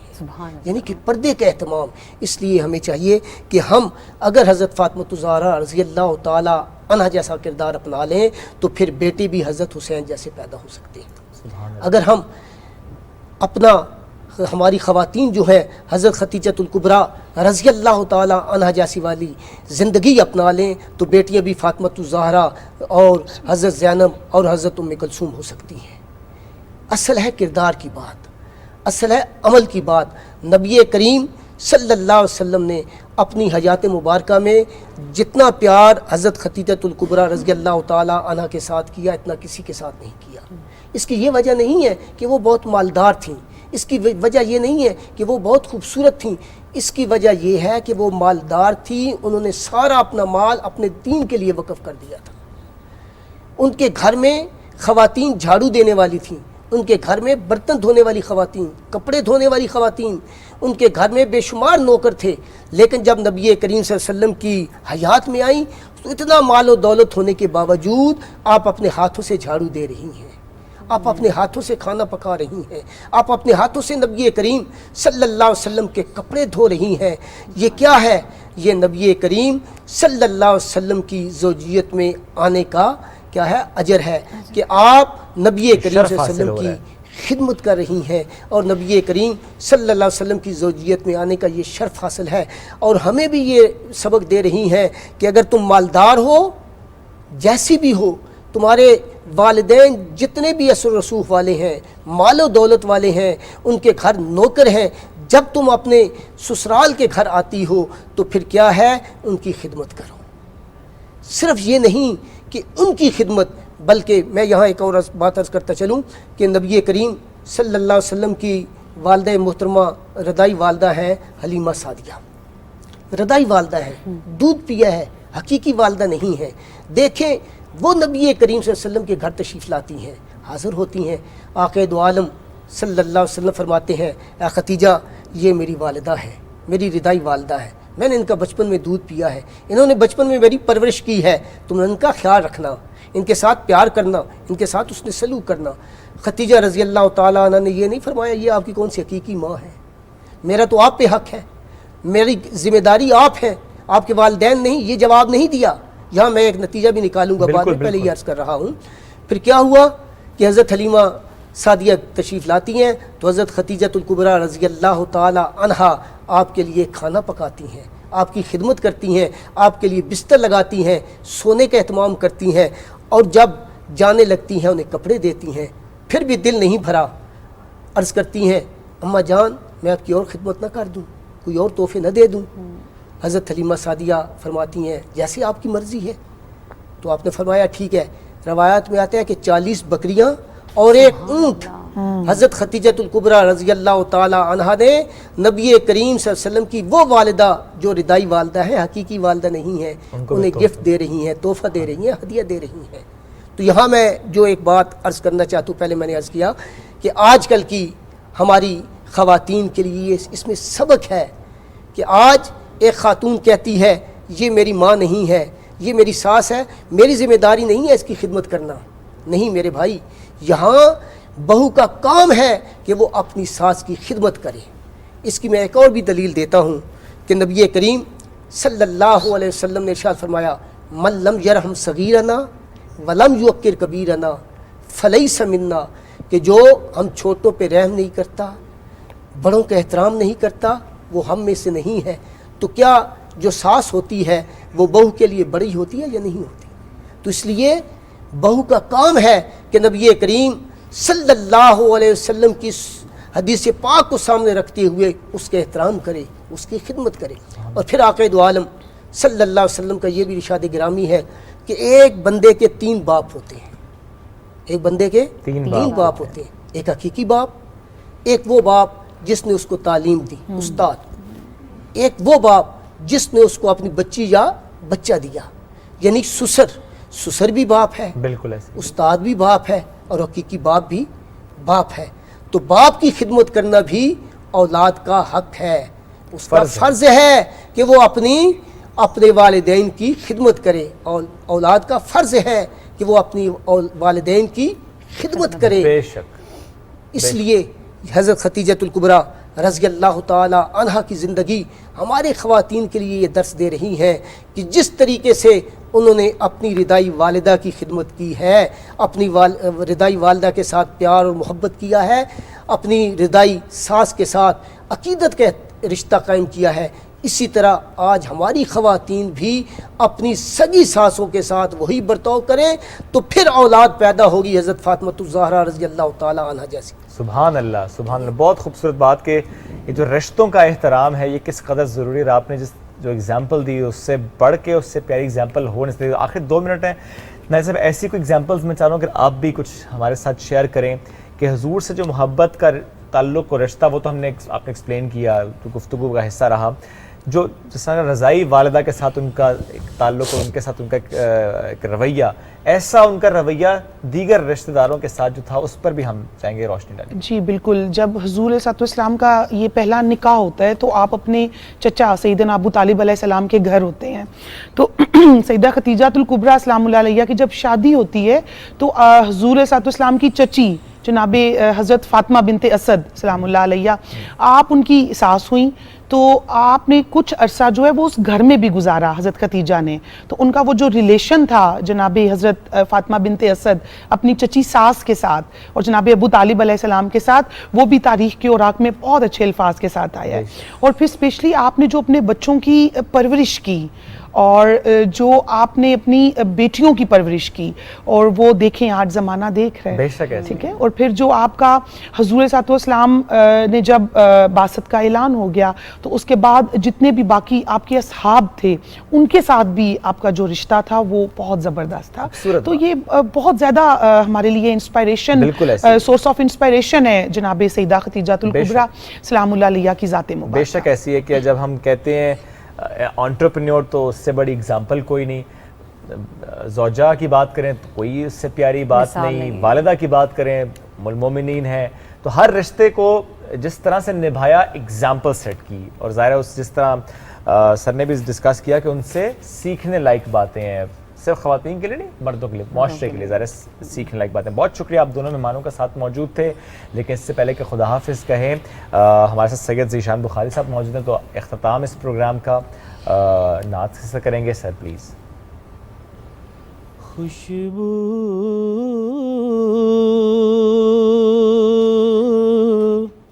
है दो आलम में तेरी,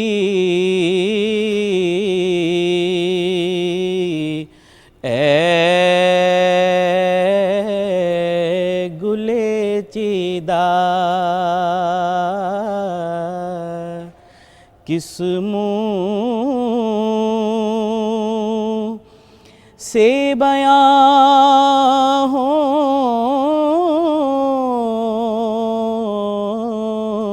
किस मुँह से बयां हो, तेरे औसाफ़े हमीदा। तुझ सा कोई आया है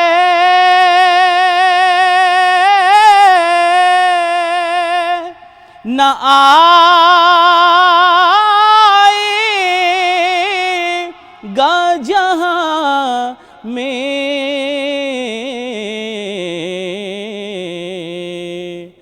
देता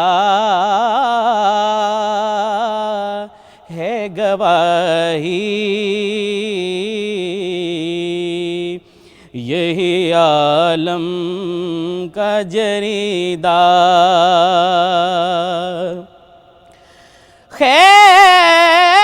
खैरात मुझे अपनी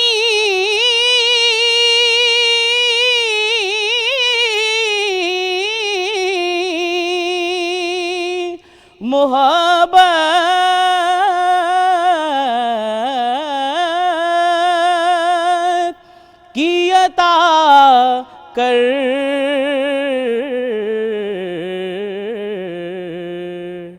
आया हूँ तेरे दर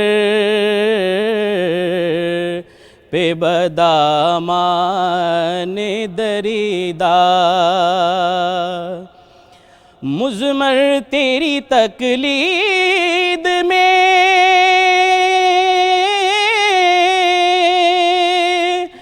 आलम की भलाई